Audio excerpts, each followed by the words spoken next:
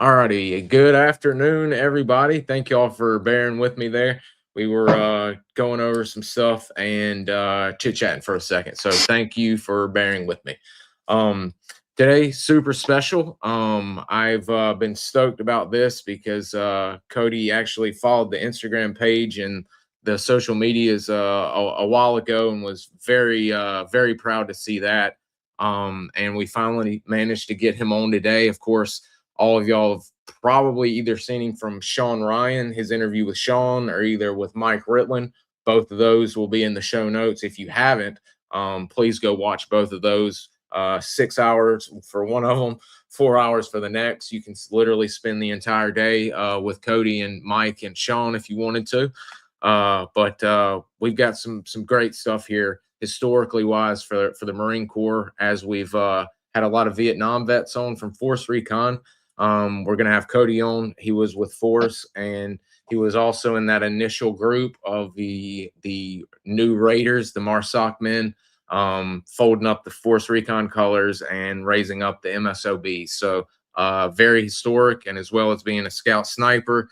He was with 2nd Battalion 1st Marines in the Stay Platoon, if I'm not mistaken. Hope I got that right. And actually all 3 Raider companies, which is pretty crazy if you think about it. But got to say thank you off the bat, and it's going to be awesome having you here today, Cody. Thank you. Thanks for having me, bro. I'm really excited. Absolutely, man. It's it just seeing you follow me that day, I was like, man, if I can just play my cards right here and message him on a good day where he's checking stuff, I might can get him to do an interview with us. You know, and, that's my tactic I use too. I'm like, oh yeah, I just saw them post a story. Let me message them real fast. Oh yeah. That was my exact move, man. That's played it to a T. We kind of like to kind of do the old origin story for everybody to see where everybody was born and bred, so to speak. So where and when were you born? I was born in 1985 in Dallas, Texas. Wow, Dallas boy. Yeah, okay. Dallas. Yeah. So I grew up there, and yeah, I think I had a pretty cool childhood. Were you in Dallas? Were you raised in Dallas? I mean, as well? Dallas County, a place called Duncanville. Okay. So it's about like south of Dallas, about like 15-20 minutes. And yeah, my mom, she worked at a she worked at a pager company, and she worked pagers, bro. So I was a kid that had pagers, which was kind of fun, and it was different. And then my dad was a police officer in a place called Lancaster County. So Dallas County, but Lancaster was a city. And I think I just lived like a normal childhood-ish life. You know, I always watched like commando movies. What was it? Audie Murphy, like all the black Sergeant York, like all these. My parents, obviously back then, like the Perry Mason era, right, where everything was like black and white. And you know, I grew up watching those things, and so I didn't really get kind of shunned from like rated R movies or like war movies. It wasn't glorified in my house by any means. I don't think anything was glorified back then. But I just saw it as like, bro, I'm gonna be a commando one day, you know, like that's I'm gonna do this. Yeah.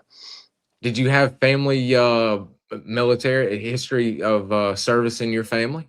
Yeah. So my dad, he was in the Marines. My dad was actually in communications and artillery unit. And then my dad was really big into the family tree, and he was able to track people all the way down to the Revolutionary War, which was, pretty cool. And that's something I do regret. I wish I cared more about those things back in the day. Genealogy is really cool stuff, man. Yeah, it's super cool. And, you know, now at 41, I'm like, bro, like if, you know, even me, I feel like a lot of Americans, especially American culture, we don't really have that much like heritage of like kind of like who we are and, you know, like what our bloodline had to do to even get here. And it's crazy for you and I to exist. How many hundreds of thousands of people had to survive, you know, to get to where we're at today. And I find that pretty fascinating because it's really easy. I don't know about you, but like for me, it's really easy just to think about yourself. and you could have good intention, you have great intentions, but you just kind of like just see your own little world. But there's so many people that had to come before you, and looking at my parents, how they sacrificed financially to hold down the house, and they were always busy, to provide a good life for myself and for our family. And I'm just Your really dad being grateful. a cop in '85 in Dallas. I mean, that's Yeah, that's tough stuff. my dad, he retired at 71. Jeez. He was in law enforcement for 41 years, everything from like a constable, then I think he finished as a marshal. Yeah, and it's just really crazy. And we were talking about before we went live, about like, guys and girls you've interviewed, like how they just kind of stay active and busy. My dad, when he retired at 71, he stopped moving. And a year later, dude, he died. And it's just, I wish I knew more about veteran benefits. I wish I knew more about like mental health, just like the grand scheme of things, like I think I do now. Back then, just so I could like maybe like tell my dad, different things. And luckily my mom, she's still alive, and she actually lives out here near me and here in Idaho. And that woman has transformed her life. She's lost a lot of weight. She's eating healthier. She's going to the gym. I'm like, get it, girl. But these are all things that didn't exist in my family. My family never went to the gym. They never did those things. But I also don't think that was a culture back then. No, Way different time.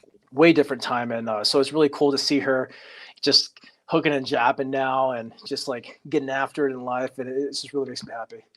Love hearing that. That is that's awesome. I'm very sorry to hear your dad's no longer with you. I lost my dad 10 years ago from Agent Orange pancreatic cancer, and it's just tough when you some were blessed with having fathers, but it's always tough losing them at a young age, to where some guys have their fathers when they're 50, 60, and I only wish my dad was around, with him being a Vietnam vet, a Marine combat vet, getting to see me talking to you guys, or getting to talk to you guys as well. I can only imagine he'd be happier than a pig in shit getting to see what's going on these days. And so, yeah, I feel the same way with the family history. My aunt did that, and we had a family falling out, and unfortunately, and I don't have any access to my grandfather WW2 history and go back to the Civil War. So I kind of need to get on that as well. It sounds like you might need to do the same, and do that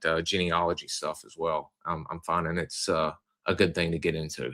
Yeah, it to me, it's been inspiring to realize that the picture is like much bigger than yourself. Like it's just so much bigger. And I'm grateful I have two sons to not live on my name, but to continue to have a chance to live life, and not let all of our ancestors fucking die, when it's my time to come. Because it only, I forgot who told this to me at one time. It was a veteran, and he was talking about the exact same thing. And he's like, it only took, because he was going through his family histories and wars, and he's like, it only took one of my relatives one wrong turn or being near a grenade or what have you, and I would have never existed. So the picture is much, much bigger than yourself. So that's fully interesting. Yeah, man. And so with you being in Texas, I got to think somewhat you're you a football guy, a baseball boy. What you doing as a young man? I always wanted to play baseball when I was in high school, because that's what all the cool kids were doing, and I was absolutely horrible at throwing things. I think I was scared of the ball to even hit it, so like I never even tried out for baseball. Football, I started at 7th grade, and then I played the entirety of my the rest of my high school career. Damn. And but yeah, that was it. I don't watch sports. I was a senior on varsity, still asking like my other defensive end. I'm like, hey bro, where am I going? It's like I think I enjoy the camaraderie, The team aspect of the thing. Yeah, bro. And it was hard. I'm so grateful for those like 2-a-days in Texas heat, 5A football. I'm so grateful for all my coaches that like held us accountable, and like, put me in an opportunity to succeed in life, because I didn't have a chance to quit on myself. Well, technically I did have a chance to quit, but that peer pressure you feel inside to like, I'm letting other people down, not just myself. I think that helped shape me as a young man, big time. Because without that, dude, I couldn't imagine. I could not imagine where my life would be at if I did not have that level of like kind of like adversity and structure as a young man. And I feel like that's what so many especially young men these days are missing out on is like, everything is, some type of technology gaming, which is cool, do your thing. But like, guys, you have to You have some gotta level, get up. you have Yeah. to have adversity, and you have to have something that you're not in control of to be part of, to see kind of like what you're made of, because a lot of these guys I talk to on the internet, they're like, oh, I should have joined the military. I'm like, bro, you don't need to join the military to be a man or No, no. to become a leader or a better father. You just have to like get out of your own way and do something that challenges you, that provides you an opportunity to quit on yourself. And if you can say, I'm going to quit tomorrow, which I said so many times in my career, I'm like, I'm going to quit tomorrow, bro. I'm going to quit tomorrow. I said that so many times in my career, but I had to tell myself these things to keep me going through whatever I was going through at the time, just to like lie to myself. One day But at a time. yeah, one day at a time, bro. I'm like, you go to chow, bro. Like, I'm gonna quit at lunch. I'm gonna quit at dinner. You know what? I'm gonna quit at breakfast tomorrow. I'm gonna quit at lunch. Then I just keep on repeating that thing. Yeah, especially anytime there was aquatic exercises or activities involved. I'm like, bro, I don't want to do this. That is the thing. I think, especially now, my generation started it. I'm 35. Yeah, 35. Turned 36 in November, and the community team aspect. Of course, boys are still playing sports and all of that, but it seems like less and less. There's less of that camaraderie. If you're not playing sports, it seems like nobody's doing anything. I've started recommending. I got into jujitsu super late. I had a bad car wreck and broke my hip, my leg, and all of that. But I got into jujitsu, and I mean, that's a great way to build not only camaraderie with your buddies in the gym, but one hell of a workout and self defense. If I ever have a daughter, she's getting into jujitsu or judo one way or the other. I mean, there's just so many things other than sports nowadays that young men and women need to get into to start building that camaraderie, but also sense of self that'll help them out to where they're not going to be like you, to where they're going to join the military and be around other pipe hitters like yourself to make you push yourself to become the best possible person that you could have been. So a lot of stuff out there that we can change. And Absolutely. thank goodness we'll get into it later, but you're actually working on that as well. But we'll get to that. Playing some sports and doing what you can. That's awesome, by the way, in a 5A school, not start until 7th, and then playing until you're done with high school, because you do actually join the military early. But you mentioned early on watching. I don't know if you mentioned this time or if I'm just mentioning listening from your last interview, but watching Sniper with Tom Berenger. Yeah. Were you by chance, and I haven't had the chance to ask many guys this, but since you watched Tom Berenger, did you ever watch or hear of Tour of Duty on God, was it ABC or whatnot? They had a SOG season on season 3, and it was like the 196th Light Infantry Brigade in Vietnam. No, when did that come out? I believe in 1989. Well, shit, 1989 I would have been 4, so probably. Oh shit. Okay. Yeah, probably not. I need to send this to you anyway. You really get a kick at it. First 2 seasons, their infantry working stuff, get hooked up with SEALs, Force Recon. They inevitably get brought into SOG, and it's Colonel Brewster's played by Apollo Creed, and he's a Green Beret colonel, and he knocks it out of the park. I'll send you a free link to all the seasons of it, or you can watch it for free. I think you'll enjoy that. Awesome.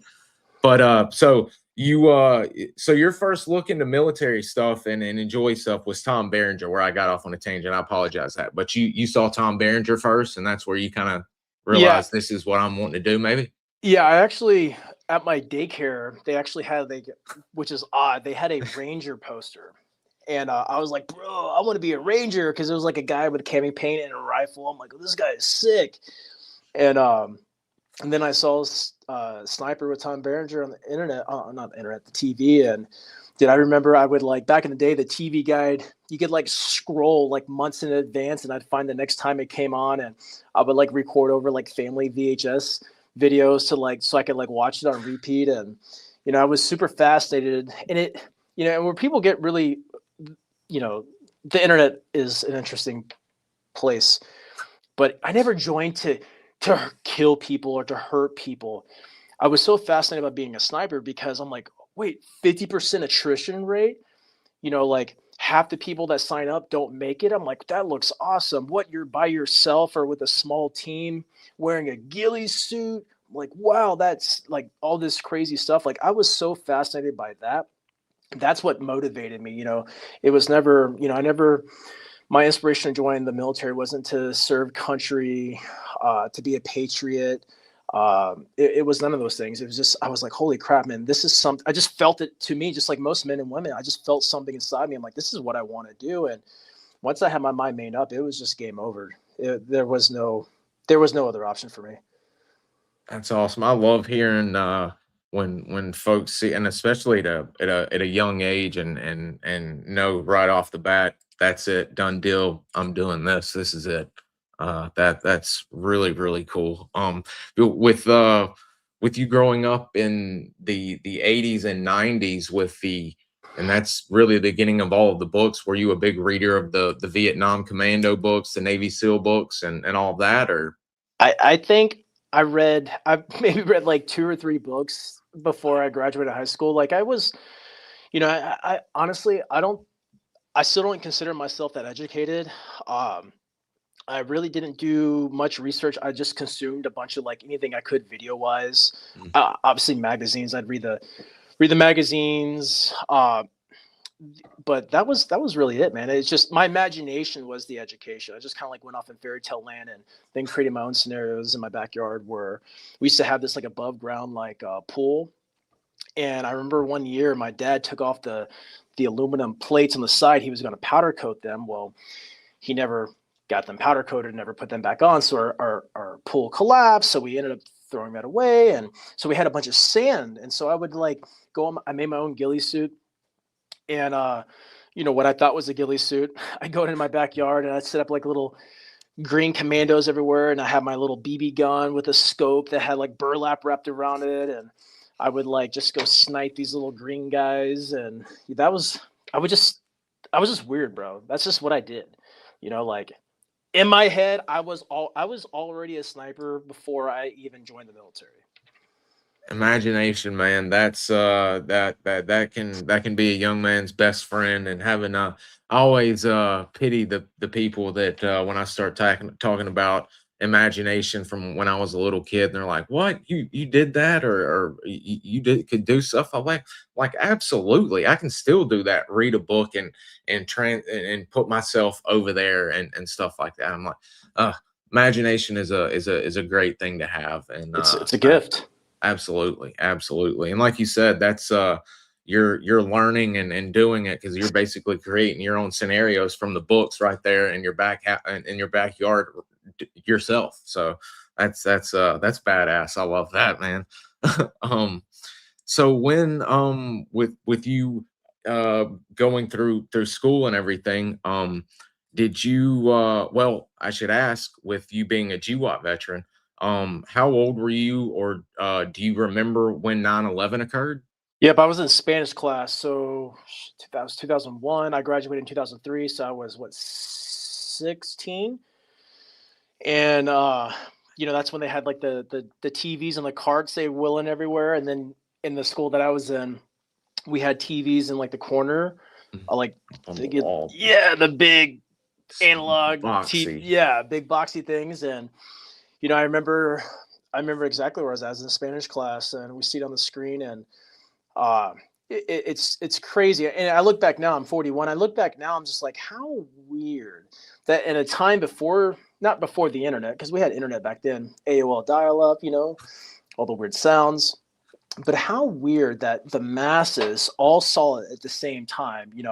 It's just like that thing that happened back in 2020, right? Everyone Yeah. knows where they were at when that happened, when the TV told them to be scared, but everyone knows where they were at during 9/11.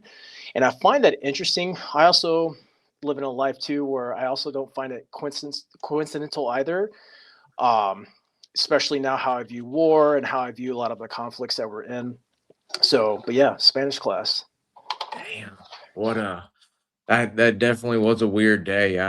We're over here by Fort Rucker, and man, they and not to overblow it, but they immediately locked down the school. We had like army I guess security officers here at the school, as well as the sheriff's office, and all kinds of stuff going on. So yeah, it was a wild time, and I remember quite a few of my friends in the moment watching it, and us realizing, seeing the second plane. I think I was 15. I can't, I'm bad with dates. 15, 14, 15, and they immediately were like, I'm joining the military, and several of them actually followed through and joined. And thank goodness all of them survived. One of them was with 10th Mountain Division, and he was a stud. He's back home here in Enterprise. Quite the guy. Did that have any play in your mind? Is boosting you wanting to join, or were you already set and that was just something that occurred along the line of before you joining? Yeah, I was already said that didn't like stimulate me either way. Just the only thing that really, the only time 9/11 got brought up again was when I was in boot camp. All of our drill instructors said, "Hey, you guys are all going to war," and that was definitely not a lie. So that was very a factual statement that they made. Damn. And you graduate, and do you being from Texas, you go straight to San Diego for boot camp? Yes, sir. Yeah, I enlisted at 17, and then I was in like the DEP program for a year, and then I graduated high school, and then like 3 4 days later, I got on my very first plane ride to San Diego, California, and that's when Wow. yeah. So what's that? That's where my dad went to boot camp as well. What was it like for you getting off that bus and putting your feet in those yellow footprints? Dude, right before I graduated high school, there was this movie on like ABC or NBC or the Family Channel, like one of those like feel good things, and it was a story of like boot camp, and it was like obviously a fabricated story, and I was like, so they kind of show the process of people get off the bus, go to boot camp, and like kind of like the hardships they go through, and so like I said, just like you, my imagination, I already was on those footsteps. I already saw myself on that bus. I already saw myself when the drill instructor walked in. I already saw myself get my head shaved. Like I've already, it was just a matter of like the way I viewed my entire military career, at least up into like my scout sniper days, was like, I know where I'm going. I've already been there. I just need to go through these essentially checkpoints to actually become it. And so it was like I was already there. Like boot camp was scary in a lot of ways. Like you have zero control. It's in a completely different environment, but I already experienced that level of excitement and fear and unknown. As a kid, eating my fish sticks. On the couch on my TV tray with my parents. Like I already just lived this life in my head, and maybe I'm just psycho, bro. I don't know, but if it wasn't for all those things, would my career have been different? Possibly.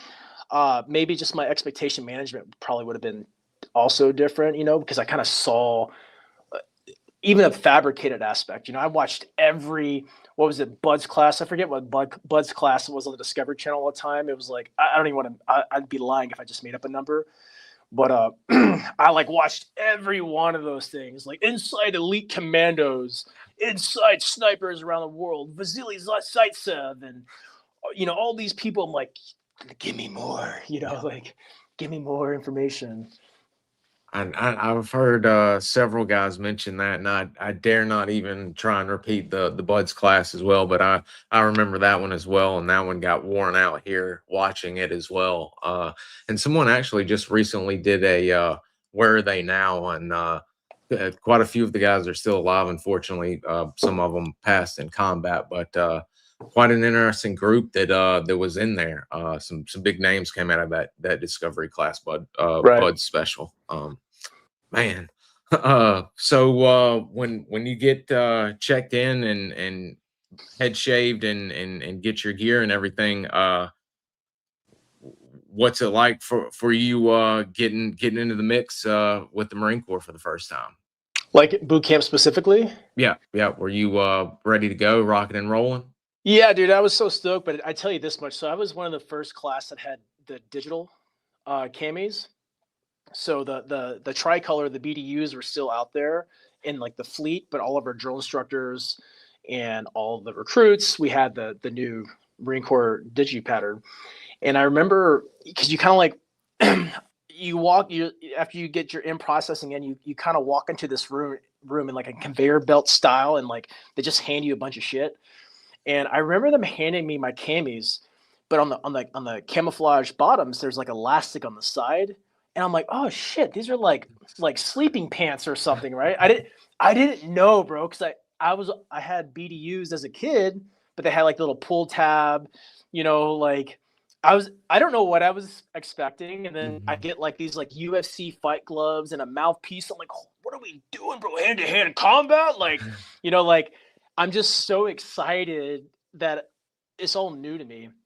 And boot camp, when I think about boot camp right this very second, dude, there's a lot of boring times there and like monotonous, but like, dude, it's probably one of the best well-oiled machine that exists, hands down. And like, yes, you get brainwashed and programmed in boot camp, but like, good, you have to, right? Because I don't care who you are, bro. Like I graduated high school at 165 pounds.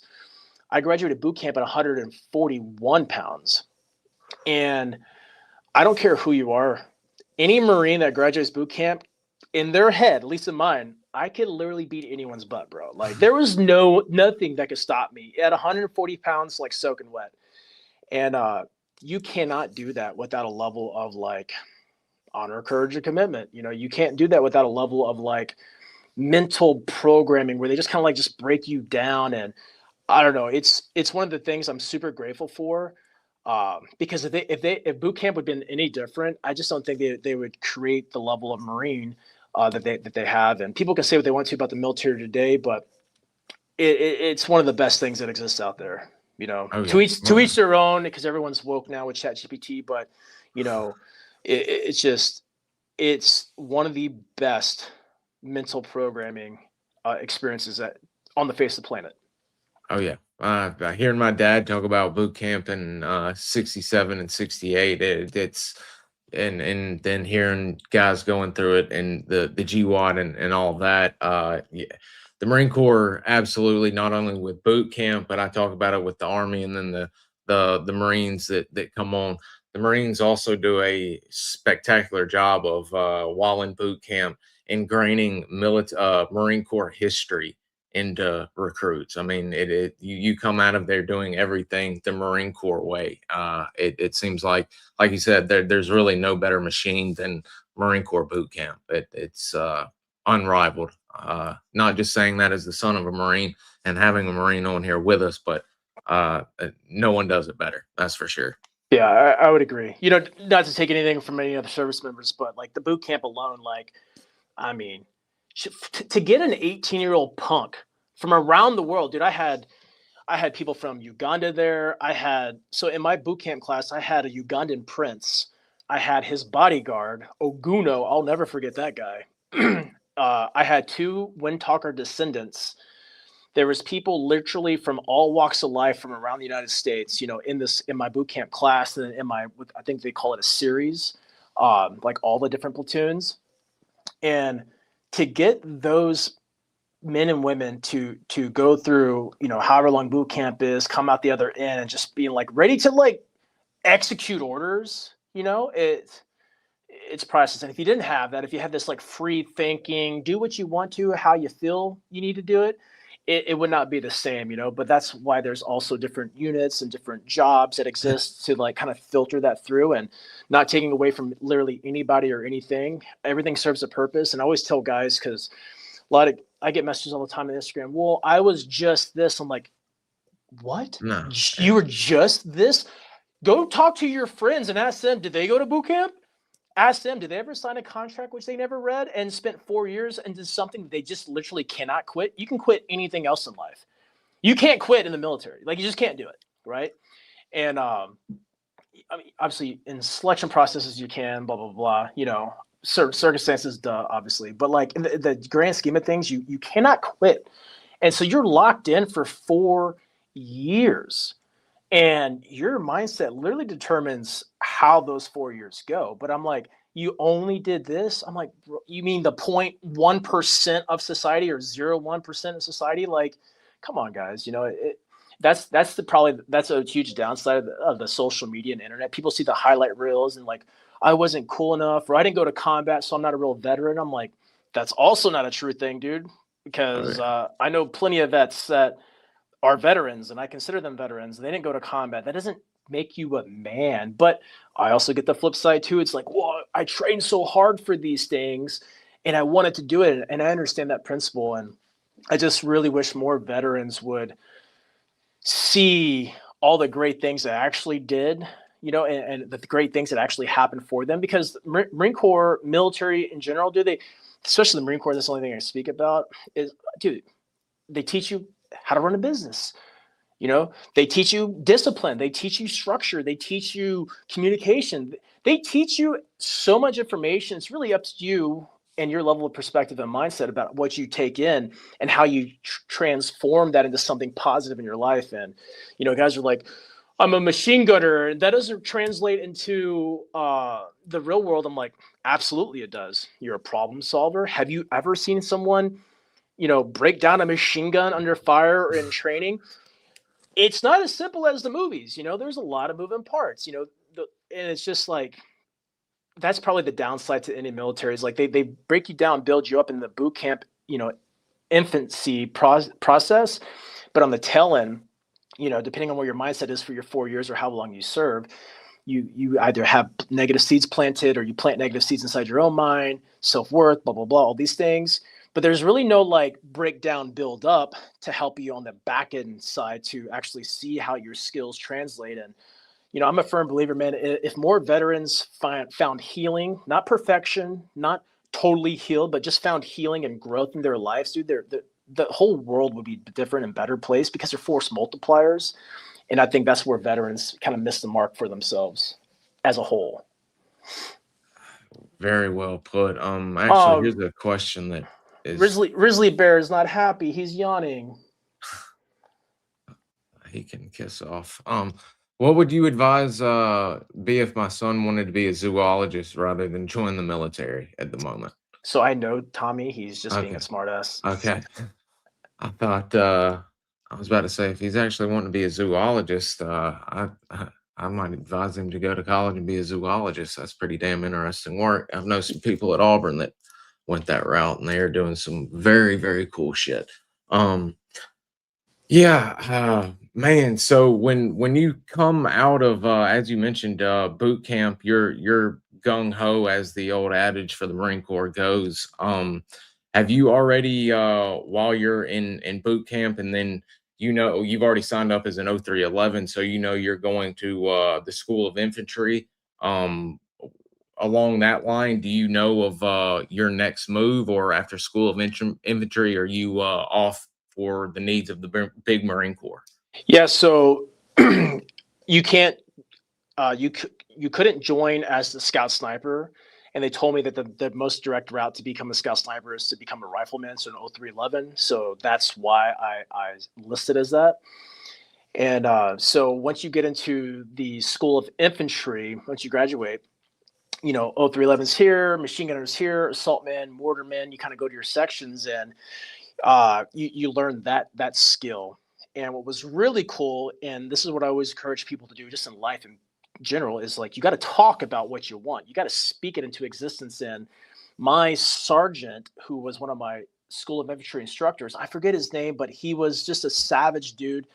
By savage, he was firm, fair, compassionate. He cared. You know, he could spot a turret a mile away. He invested into people that he saw value in. And like, to me, that's a savage of a person. And he's like, hey, dude, you're getting ready to graduate, and the unit that you're going to, they're holding a sniper induct in 2 weeks. You should go sign up because you said you want to be a sniper. And I kind of had, I don't know about if I call it street cred because I was a nobody, but I graduated #1 out of boot camp. So I was a Lance Corporal from boot camp. And then when I went to School of Infantry, I got like all the awards. Like I think there was like a Paulie Eisen Award that I got. I got like a Commander's an Achievement Award. These are all like paper awards, like paper documents. And they were considering promoting me to corporal from School of Infantry. And then they ended up telling me that I was too young, which was a story of my life, my entire career. You're too young. So I did not pick up corporal, but I did get the information scoop on the unit which I was going to, which was 2nd Battalion, 1st Marines. And sure as shit, you know, they were running a scout sniper induct. But the funny thing is in School of Infantry, there was a recon screening available. Well, I was like a horrible swimmer. You know, I survived boot camp swimming. I don't care if, bro, hey, jump up this tower with this Vietnam level shit on your body and tread water. I'm like, dude, I don't even know how to swim before I got here. Like, this is not natural for me. I could swim, but I didn't know how to swim proficiently. And so I go to sign my name on the recon contract for the recon screening.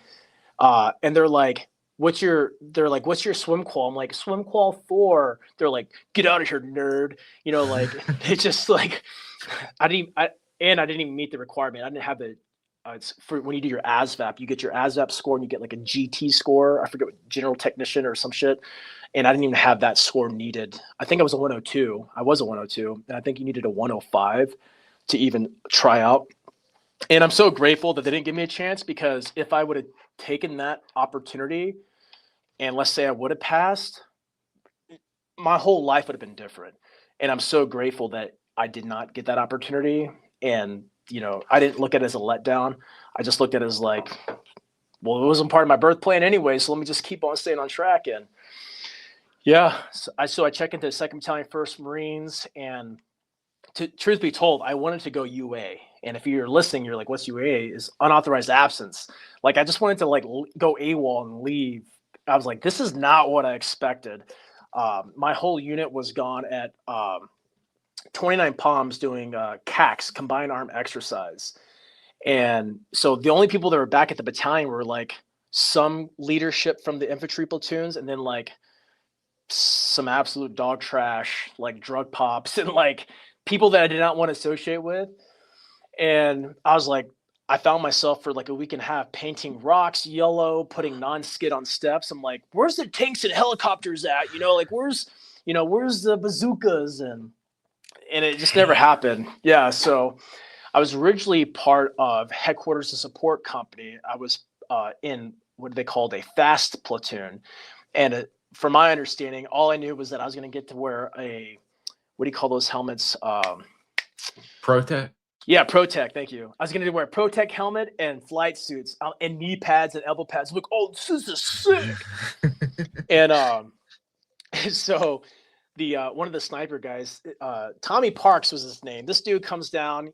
He came back early from 29 Palms, and he's like smoking all these cigarettes. He's like, all right, there's like 5 of you that are on the list to come to the snipers. So. You're running an NDOC next week. And I'm like, excuse me, Sergeant, I like to try out. He's like, beat it, nerd. I'm like, but I really want to be a sniper. He's like, the only way you're getting into this NDOC if you get the master guns, which is this senior enlisted, infantry person in the unit. If you can get this master guns to approve you to go, because I didn't have the GT score to be a sniper either.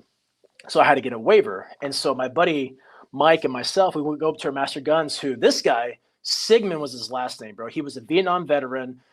He was actually a sniper school instructor, which I would find out later because we have all the pictures of the classes. It's like just jacked, blonde hair, handsome fella. Now he's like, he was like super old. And every morning he would wear like a white t-shirt, green silkies with it tucked in, and like knee-high white socks, and like run what we called Recon Ridge every morning.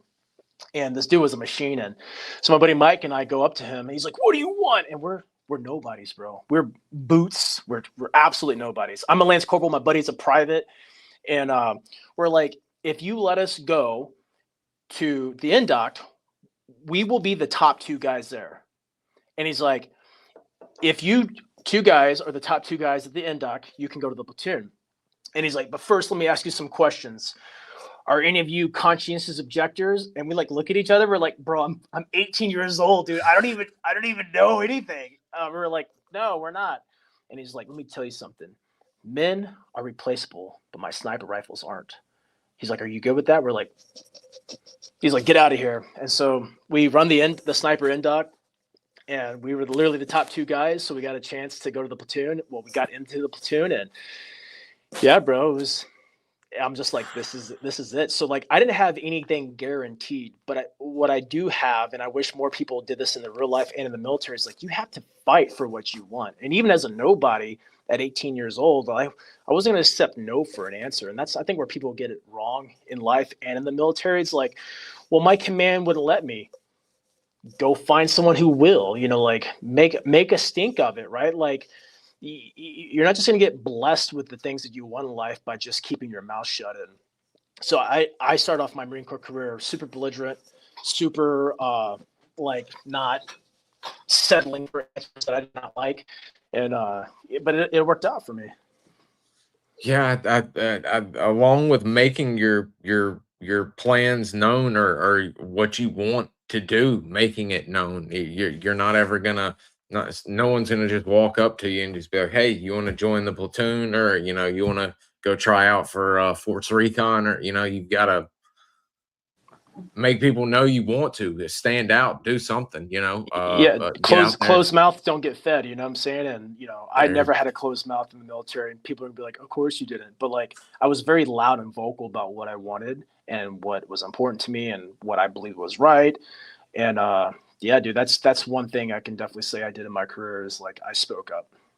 Well, it sure as hell worked.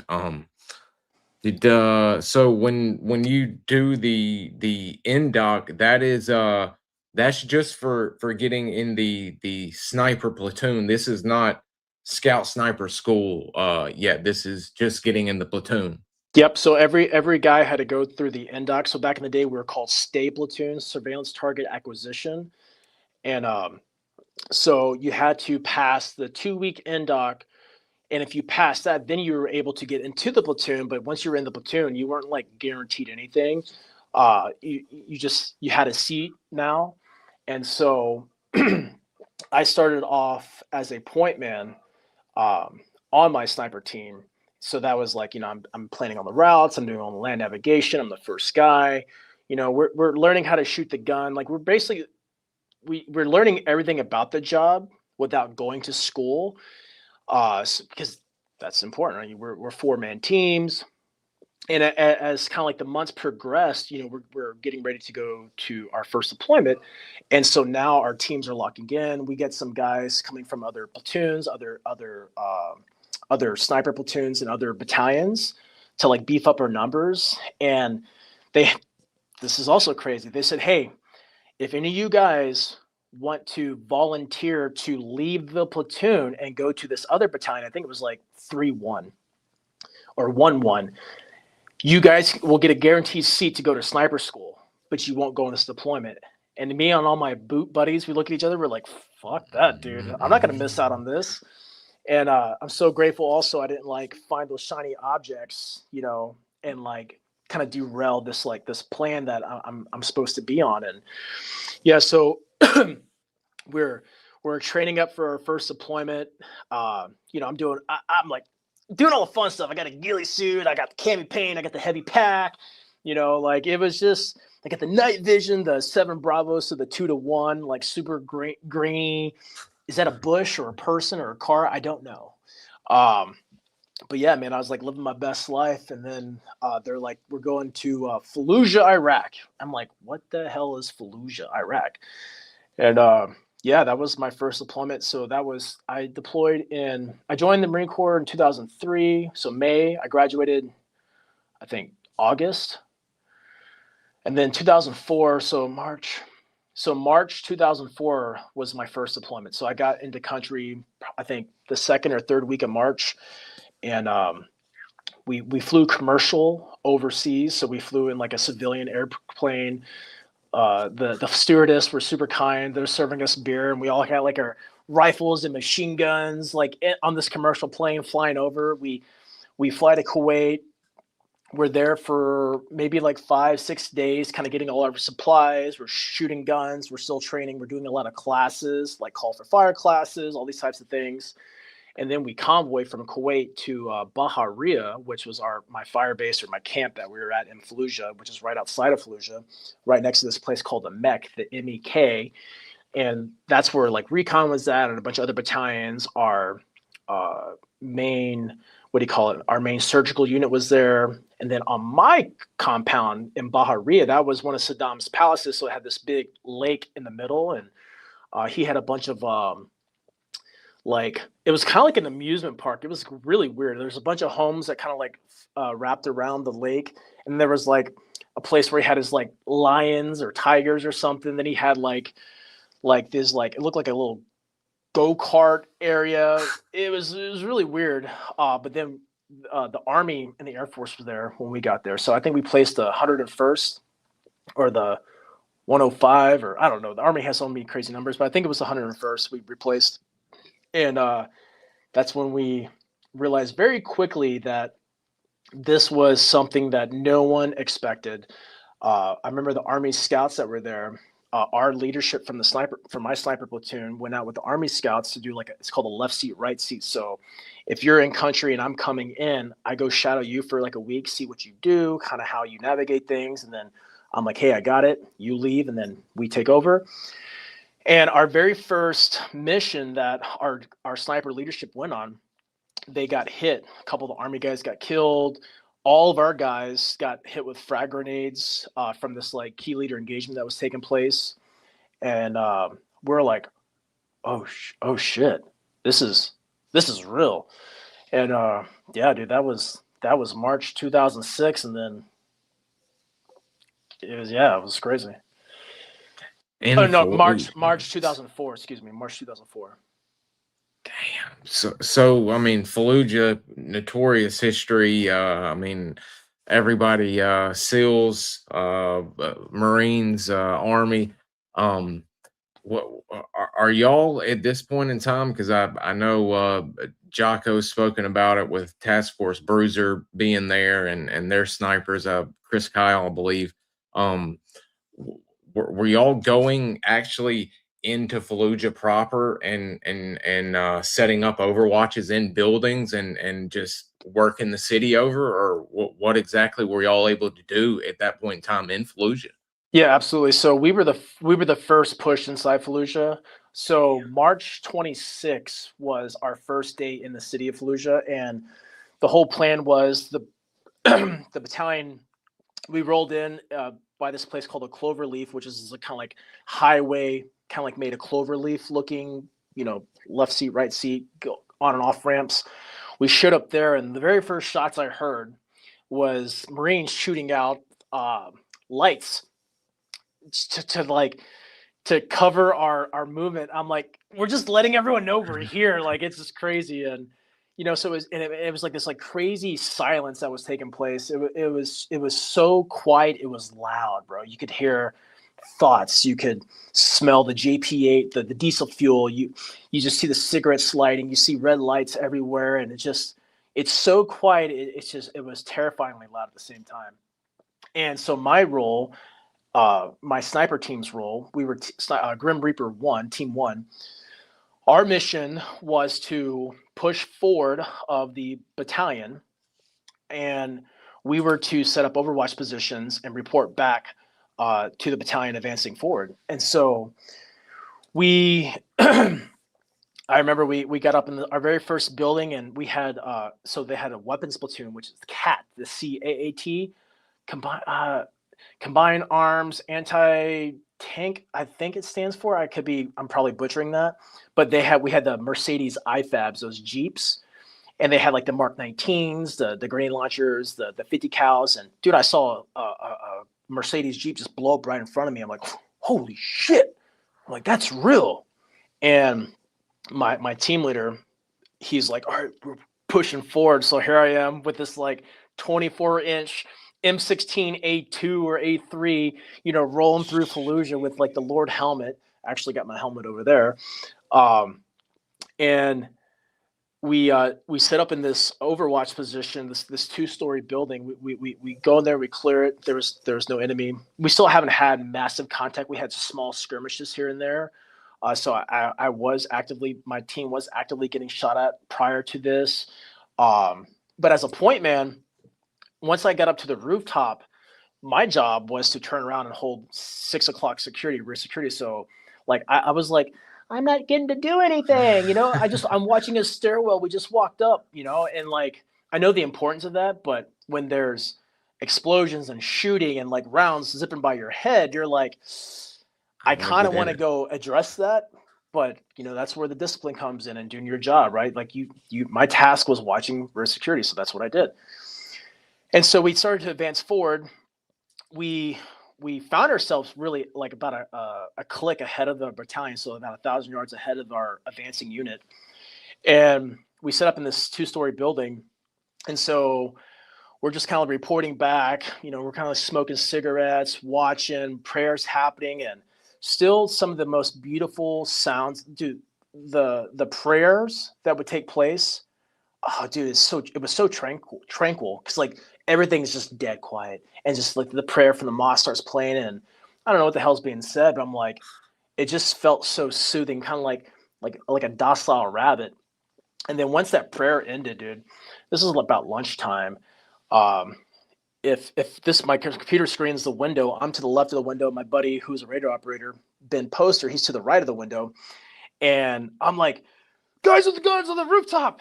And so right across the street, I see my first like live action, guys in black man jammas. And what a lot of people don't realize about Fallujah is like, were there civilians that stayed to fight? Absolutely.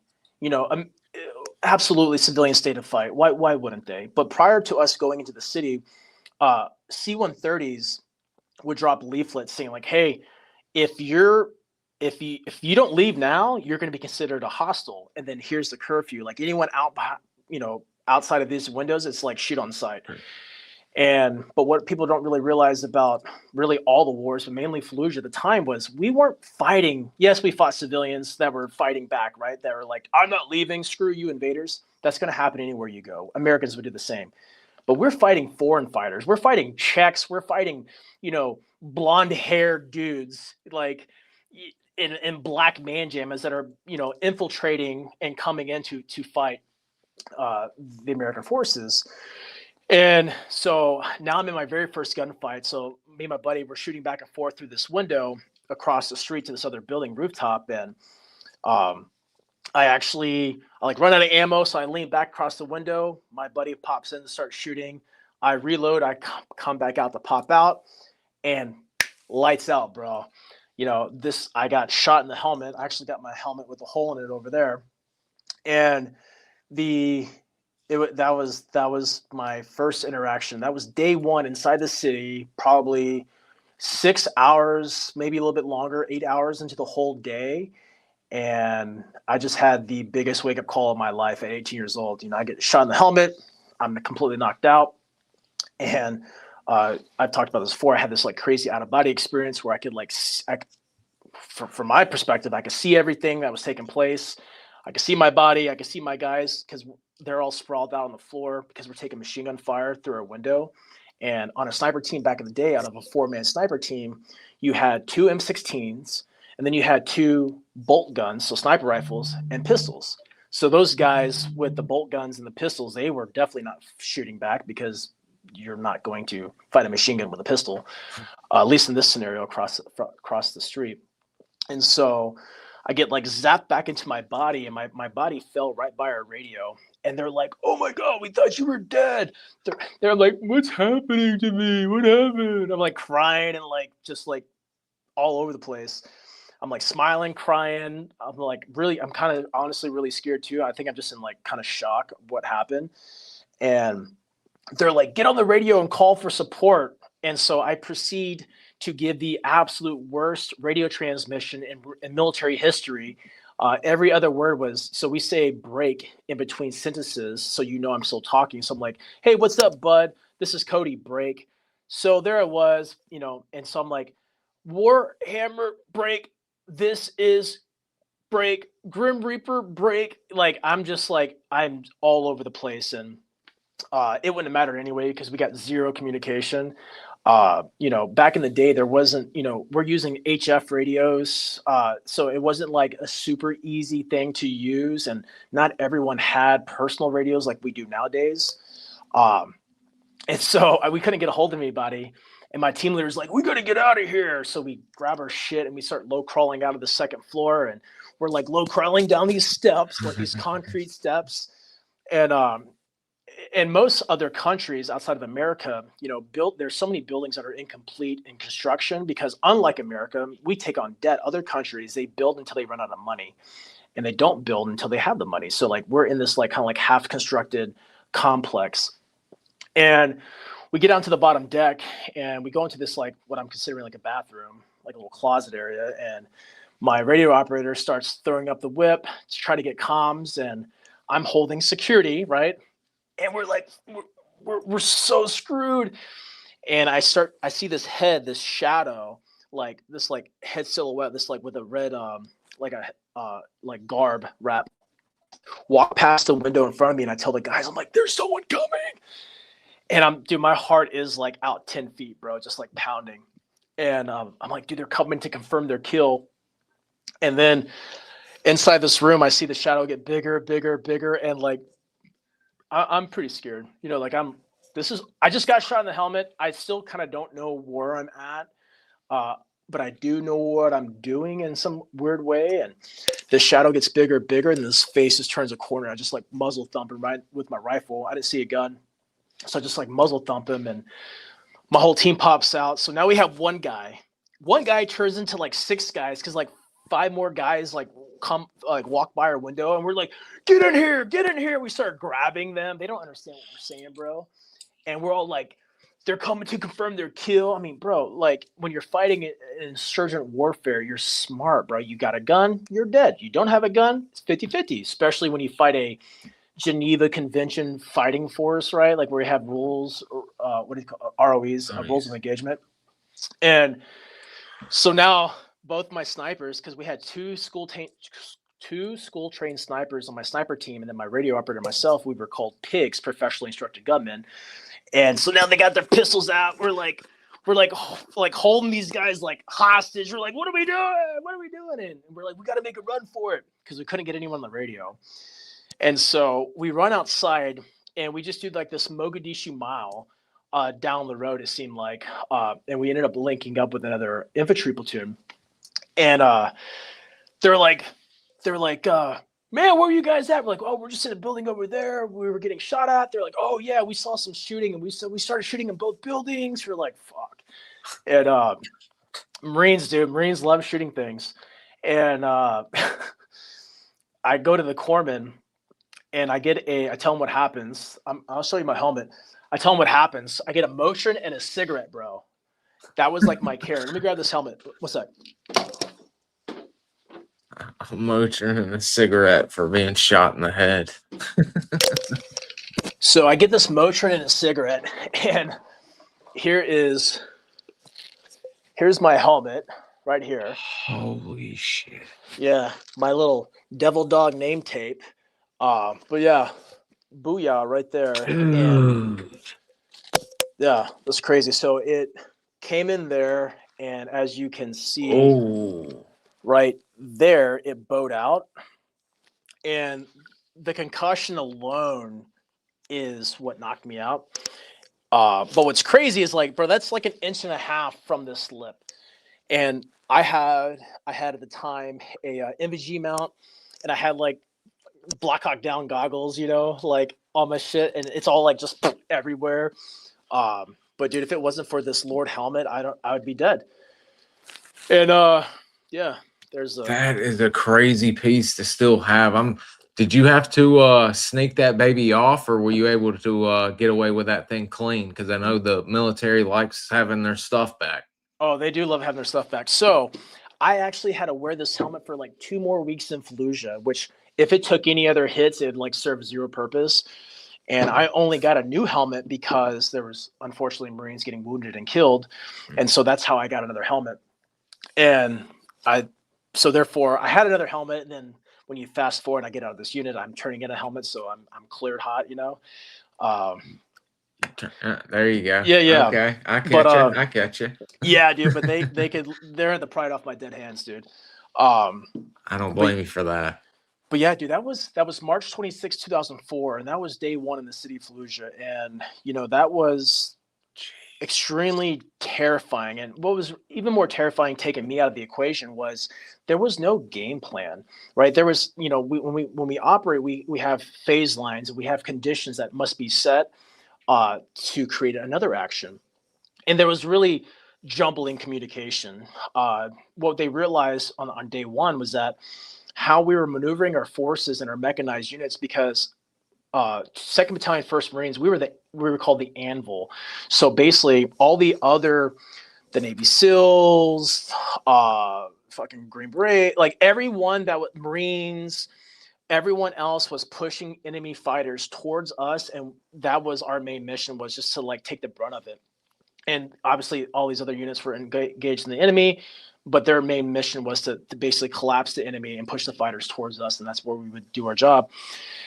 But they were realizing that, well, when we start shooting 50 cals in the city, because I believe Fallujah is like a 4x4, so 4,000 yards by 4,000 yards. I think it's like a 4x4 grid square.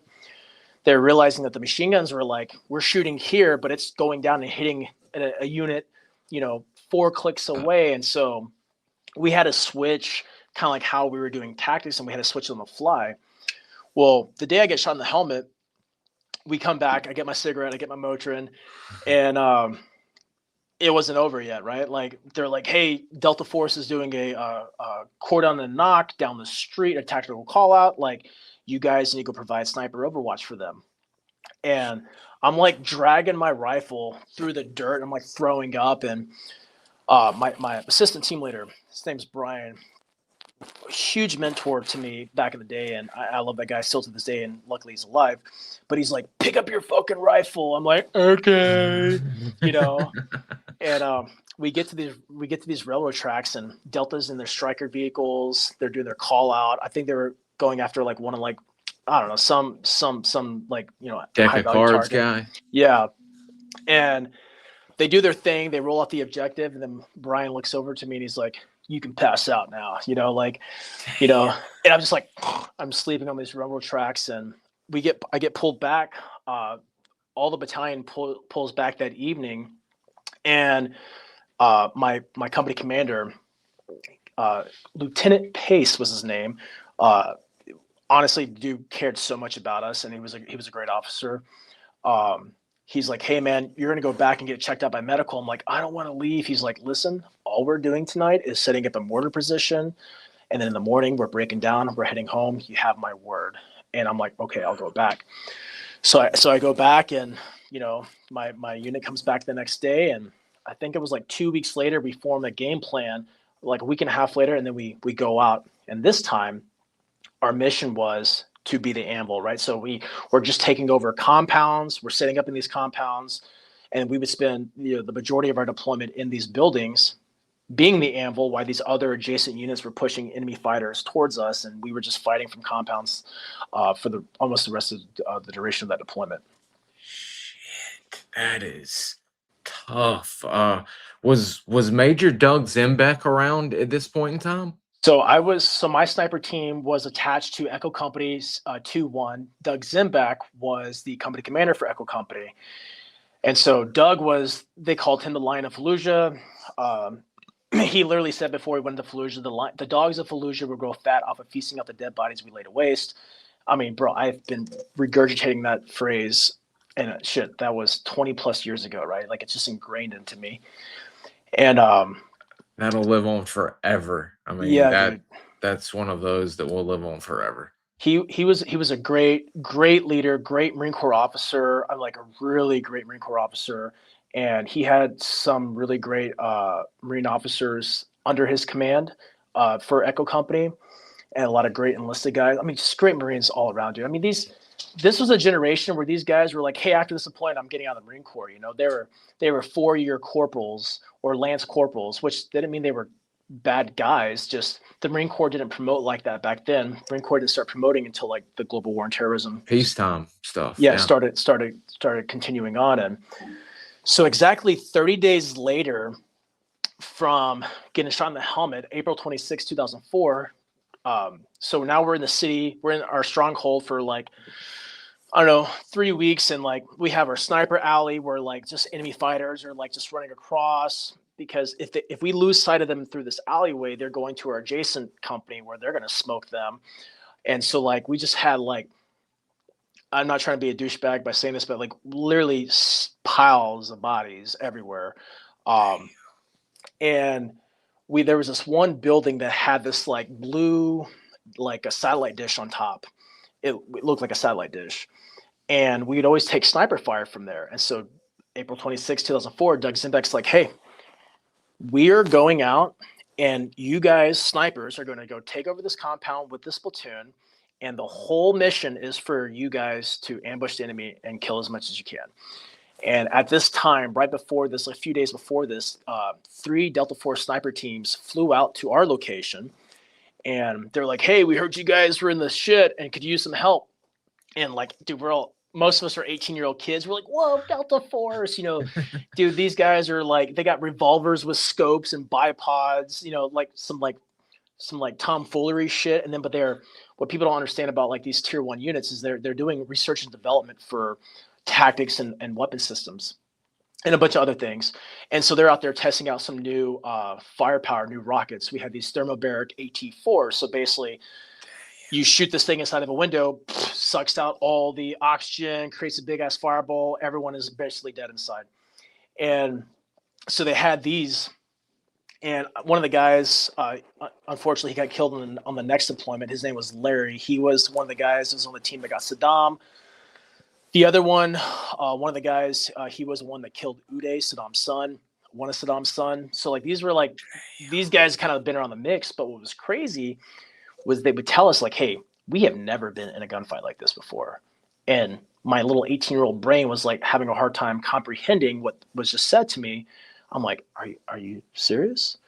But you got to think, you know, these guys are going after specialized targets, cover of darkness.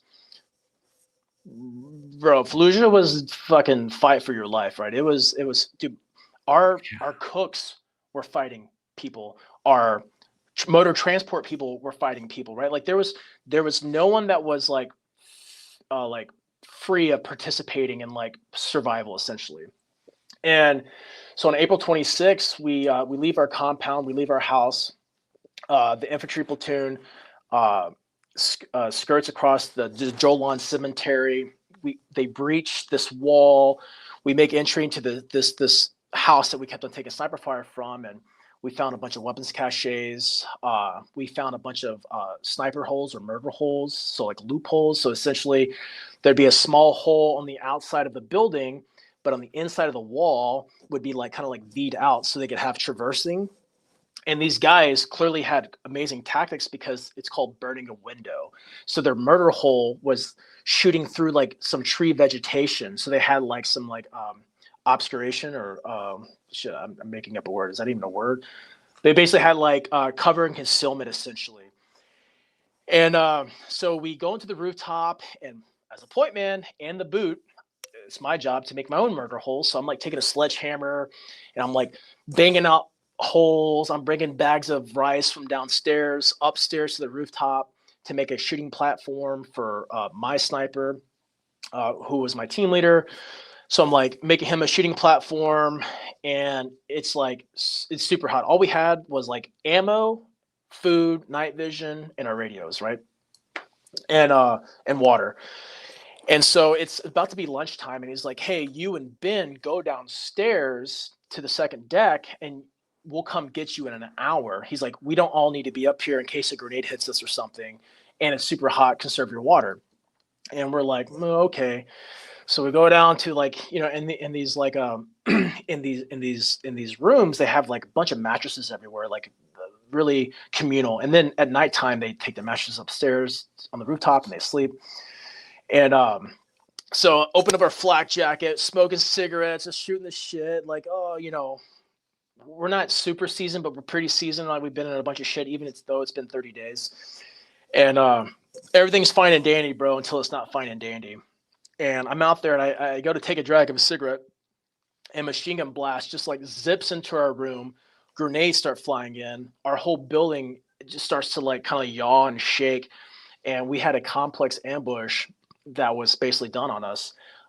Turns out that the adjacent buildings were not cleared as we thought they were. And so enemy fighters were there, and they have a whole like tunnel system where they would basically run through walls. Like they had like passageways throughout the city so they would not be observed from the overhead. And dude, it was a fight for life that day. We everyone on the rooftop was either dead or severely maimed. And they just start dragging down bodies. Guys start walking down with like Swiss cheese legs or missing limbs. And it's just like chaos, bro. It's absolute chaos. And this point in time, I crawl out of this room with my buddy, and my rifle was at the doorway. And so like I go grab my rifle, and I'm terrified, bro. Like it's fucking scary. You just hear screaming, yelling, shooting, explosions, like you name it. It was all the war movies you've ever seen, literally wrapped up in like one scenario. And I get in the hallway, and I hear like just guys yelling like, "Get on the roof, get on the roof." And I'm like, they're not talking to me, but I felt like it was me. Like it's just like, hey, someone needs to go do this. But I felt like I was that somebody, not to be a badass. I was terrified. But like, that thing but you feel like it's you, like God's talking to you, bro. Stop denying it. And so this other Marine who was a senior guy there, I'm like, hey bro, let's go. And he was shell shocked, dude. I've seen shell shock a few times in my military career, and I don't think these guys are cowards by any means, but it's a real thing, dude. And people just seize up, and they don't move. They don't even like communicate with you, right? It's just like you're talking to like an NPC at this point. And I'm like, hey bro, let's go. And he ain't moving for shit. And so I said, fuck it. And I go up to this rooftop. And so how this building was in, there was 2 stories. Then you had to go out to the terrace on the outside, go up another stairwell. And that was like the 3rd deck, which is the main roof where all our guys are at. And as soon as I get up there, and I'm thinking to myself, guys, the only people coming down from there are dead or missing limbs, right? Or are severely maimed. And so at this point, 2 of my snipers, so my team leader, my assistant team leader, they're both wounded with frag grenades. The machine gunner, Zach Van Cannon, he lost his arm. He rolled onto one of the saws that were up there, the squad automatic weapon. And he's being brought downstairs. Another guy, he's got like Swiss cheese in his leg. He was another machine gunner. And so I go upstairs, and as soon as I get on the 3rd deck, I see my best friend, Aaron Austin. I see him. He was a machine gunner with Echo Company. We'd have late nights where we'd smoke cigarettes, and he'd teach me how to use the machine gun. And like the PAS 31 or PAS 13, it was like a big ass loud thermal that we'd have on the machine gun. And he'd like teach me how to use that stuff, and we became really good friends. And I see him, bro, and he is just white as shit, bro. Like he's stitched up a bunch of times with rifle fire. And then Gomez Perez, he got a silver star from that day. He was out there. He got shot. I don't know if it was multiple times, but he definitely got shot like in the shoulder, like literally filleted his arm. He was a big guy, luckily. Filleted his arm open like this, and he's still out there fighting. And we spent our time on the rooftop, and in combat, the number 1 medicine on the battlefield is fire superiority, right? So meaning just because I saw my best friend bleeding out, I can, but my job is not to address him right away. My job is to secure the fight to the best of our abilities, or we're all dead. And when you're 18 years old and you kind of see that muscle memory kick in, that that discipline kick in, it's kind of hard because you want to go to your wounded comrades. And we just spent the rest of our time throwing grenades back and forth. Like, they throw grenades at us, we pick them up and throw them back. Guys are jumping onto our rooftop. Guys are jumping in through our windows, running in through our front doors. And there's this mosque. So every mosque has a big minaret. That's where they like have the tower. That's the tower. That's where the speakers are at. And so now I got shooters up at the minaret. So I'm like, shooting these things. And the guy in the hallway, the Marine that had the shell shock, I'm like shooting at this minaret at these dudes. And I literally almost shoot this guy right in the head, like my own like battle buddy, because he's like running onto the rooftop. And I'm like, no, like luckily I did not shoot. And he gets in the fight. And that's been congruent with every shell shock that I've seen. Those guys were never cowards. But once they got back into it, they went back into it. And Dan, he was a Delta medic. He was a 18 Delta Force guy. He came up to the rooftop and he started working on Aaron and patching up to some of the Marines. And our only mission at this point was to grab the dead, wounded, and then grab any supplies that were salvageable. Well, one of our sniper rifles was completely engulfed in flames and destroyed. All of our backs that had our MVGs, our radios, our extra ammo, they're all cooking off from like secondary explosions. My sniper, my team leader, his sniper rifle was still on the same platform that I built for him. This guy turned out to be an absolute piece of shit coward. I didn't know this at the time, but while we're up on the rooftop fighting, he's downstairs being told by one of the officers. He's like, get up there and fight with your guys. He's like, I'm not going anywhere with a fucking pistol. And none of us knew this until we found out about this later on. Meanwhile, there's corpsmen that have pistols that are running out of ammo because they're killing guys jumping into her house, right? Like, so like this guy was just a straight coward. But anyways, I grabbed the sniper rifle, and then Ben and I helped Dan. We're basically carrying Aaron down the stairs. We get him all the way down to the bottom, and the only way we made it out of there alive was Abrams came. The tanks came to shield our extract. Dude, Doug Zim back. So we had groin protectors and neck protectors back in the day. I'm like, these are stupid. I'm never gonna wear that shit, bro. Doug had like shrapnel in his neck protector. His groin protector had bullet holes and shrapnel in it. Like this dude was in the mix.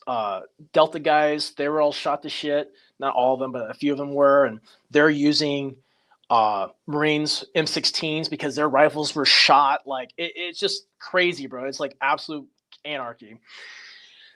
And we consolidate downstairs. Cobras, helicopters come in. They destroy the mosque. They do all these things. They start doing gun runs. And I showed a video on my Instagram, and it's on the Sean Ryan show too, where there's like a 500-pound JDAM that drops on like literally hundreds of fighters advancing towards our position, hundreds. And it was absolutely chaos. And so we get out, we run out. The tanks are like taking all the rockets, the grenades, the machine gun fire. And we get in this alleyway, and I call it the Mogadishu Mile, bro. Like our own version, the Fallujah Mile. And we're just running with casualties back to our strong point. And we get back to our stronghold. Well, while we're fighting in this ambush house that we're being ambushed, all the Marines and the other sniper team that was with us, they're like hooking and jabbing. Dude, one of our snipers, I think he got like 31 kills that day. Like, and that's just one dude, bro. That's just one guy. And we get back to our stronghold, and I only had 5 rounds in the bolt gun. So my team leader, he was toast. He was not going to participate anymore in today's activities. He's downstairs with his Bible, smoking a cigarette and shit. And so I run up on our rooftop that we owned, and I get back into the fight. And they had to de-link 7.62 ammo for the machine gun for me because I only had 5 rounds. And so every now and then I'd shoot and I'd see it like I'm shooting a tracer out of the sniper rifle, dude. Which you're not supposed to do, right?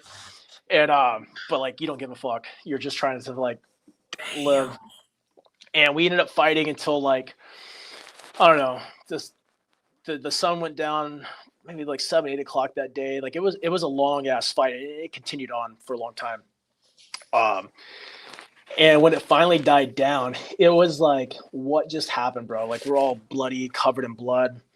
And then in good Marine Corps fashion, the command leadership, probably the worst battalion commander and the worst sergeant major I ever encountered in my life, they roll up and they're like, heard you guys were in a firefight. And the first thing my sergeant major tells me, he's like, hey, why are your sleeves rolled up? Oh my God. I'm like, are you kidding me, bro? Like, look at all these dead dudes around us. Look at all this blood that we're consumed that's not even our own. And the first thing you tell me is about my sleeves, which is super on point for probably 80% of they call them 8999s, which is like a first sergeant or a sergeant major in the military that are attached to infantry units or combat units, just completely disconnected. Because how the Marine Corps works is if you're like an air wing first sergeant or sergeant major, they put you into the infantry. And if you're an infantry guy, they'll put you into like the air wing or like motor T to basically kind of like cross-pollinate the leadership. It makes no sense. And and so we're dealing with all that. And then we found out that because the battalion command staff took their vehicle from our fire base, that was our medevac platform. And so when our guys, one of them being my best friend, Aaron Austin, when he finally got on the medevac, went to the mech, he died just right before getting to the mech. He bled out. And it was really hard. It was really hard because prior to that, and especially during that day, and then many days after that day, the chaplain would always come and they do like, is it called the sigil or something like that? They do like a candle lighting ceremony, and I just got so tired of hearing these stories. I get so tired of seeing them, and you just kind of like, at least for me, I just shut it off to the best of my ability, And what I know now is, at 18 years old, I think it's like 18 to like, basically from your infancy to like 25 years old, your brain is still molding, your brain is still developing. And so, I mean, the amount of shit I blocked off and all these other guys blocked off just to function the next day was pretty crazy. Yep. So this was my sniper platoon right here. These were all the new guys. These are all guys I went to boot camp with. Just absolute studs. So this guy, can you see my mouse? So the guy move your mouse up, left. So that guy right there, that's my buddy Mike, and then I'm all the way to the far left. Scroll left, right there. So him and I were the two guys that went to our master guns and said, "Hey, if you let us go to the sniper end dock, we'll be the top two guys." This deployment right here was actually my second deployment, which was Operation Steel Curtain, and this is for the memorial for John Longoria, who was my assistant team leader. I went to sniper school with John. I went to sniper school with all of those guys, actually, but a couple. And we were all in Fallujah together. We all went to sniper school together, and then we did our second deployment together to Iraq for Operation Steel Curtain. But John Longoria, this was his memorial. This was 2005. John is the veteran that was forced to leave the platoon because he wouldn't take his hog tooth off. Yep. So when you graduate sniper school, you get what's called a hog's tooth, which is basically 550 cord with a 7.62 round on top. And it's supposed to resemble like the only one worthy of killing you is a sniper. So as long as you wear this, you'll be protected. And it's like a really big deal. Oh, yeah. And it is our like religious medallion. And our platoon sergeant, so we get back from Fallujah, whatever. Our new platoon sergeant, who was actually one of our drill instructors in boot camp, which is an absolute douche nozzle, he didn't really like the segregation, which was crazy because he was a sniper also, like in his past life. And he was not about like standards or like, hey, you're a pig, you're a hog. He didn't like the fact that we would wear our sniper t-shirts, and the guys who weren't snipers. They didn't have them because it's like I don't believe in hazing. I believe in standards. And if everyone is part of the kumbaya party, then nobody's going to want to like try hard to go become this thing, which means they're just dead weight in a team. And so we were in 29 Palms, and he's like, hey, you guys better take off your necklaces. No more sniper shirts. No more Hawk's Tooth. He's like, I'm coming back in 10 minutes, and if you guys are still wearing that shit, you're out of the platoon. And this guy was such a douchebag. He was the epitome of what you would expect a horrible person to be like. And so like John, my other friends, I'm like, guys, let's just take it off for him to come back and put it back on when he leaves. To me, that made sense. Like I was always like trying to get over on the system. Game the system. I'm a thinking man, bro. Like I'm not stupid, but I also wasn't going to die on that hill because everything I ever wanted to be was a scout sniper. And now at this point, I'm a sniper team leader, right? So I started from a nobody as a point man. Now I'm in charge of a team. I'm a school trained sniper. And these guys were just not having it, bro. They would not play the game for 10 minutes. And because of that, like 4 of our guys got kicked out of our platoon. They got sent to the infantry platoons. And then on that deployment, John got killed. John was 4'8", 4'7". He was a shorter guy, super stud. He would carry around the Sasser and Fallujah dude, which is like twice his height. And he'd always piss me off because we'd be in like fighting positions, and he would always acquire I think it was the beef enchilada MRE, which had like all the best stuff, like the chocolate chip cookies, it had everything great. And John would always that would be his go-to, and it always just pissed me off. But yeah, man, John was one of the first guys in from his fire team in the line company going to this compound. I was actually on a rooftop in an engagement, and John got mowed down, and this guy who kicked him off, his name was Marufo. He was my platoon sergeant for the sniper platoon. He's like, "Hey, Lagoria's dead," and I just said, "Fuck you, dude!" And I just I'm so pissed, bro. And I think I was a corporal. No, yeah, I think I was a corporal at this time. I was still a corporal, and this guy's a staff sergeant. Like, I didn't care, bro. I'm in war, bro. I got grenades on me. I got like, what are you fucking going to do to me? You know, like, I don't care. And I was really saddened by this whole experience. But yeah, it's crazy. Damn, I hate but I mean, the legacy of a scout sniper and school trained sniper. I mean, you go through that, and you know that you earn that through your work. And I mean, I can understand his side, but your side being just take it off and we can put it back on, man. But yeah, to me, it's not even selling out. It's just like, why would you like? We're too smart. It's like they tell you don't like. You can't take anything from the Chow Home boot camp, bro. You're out of your mind if you don't think I snuck out peanut butter, bro. Like. And people hear this story, they're like, well, you don't have good order and discipline. I'm like, really, bitch? Is that why I was in leadership positions, the youngest and fastest master sergeant in modern day Marine Corps history? Like, no, dude, I'm not a robot, bro. Like, I can think and adjust fire and use my mind to my advantage to look out for my people and not just myself. And I just didn't understand, but I also understand how they're just like, nah, dog, I'm dying on this hill. And so I do get that, and everything's of course is like, man, I wish I could have done things differently, but you know, shoulda, woulda, coulda, but you didn't. Yeah. And things happen for how they happen, and you know, if it wasn't just John, the way life goes. If it wasn't John, it would have been someone else, you know, and it doesn't make it good, doesn't make it bad, it just makes it fucking shitty, dude. War is shit, dude. There's no good outcome from war on either side. No.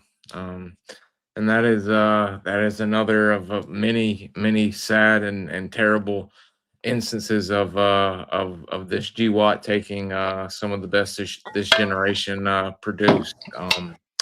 And you mentioned they're still curtain and going back, and when did you first start coming around, or I should say, when did you start getting around and seeing some of the Force Reconnaissance guys now that you've been a scout sniper and a sniper for a while? So I came back from Fallujah. I go to sniper school. I come back to my platoon after I graduate, and we're getting ready for our next rotation. And back in the day, I was the MSPF sniper team leader. So I was Maritime Special Purpose Force team leader. So back in the day, we had urban sniper training. We had like urban RNS, reconnaissance surveillance. So as a team leader for my sniper team, we were attached to Force Reconnaissance.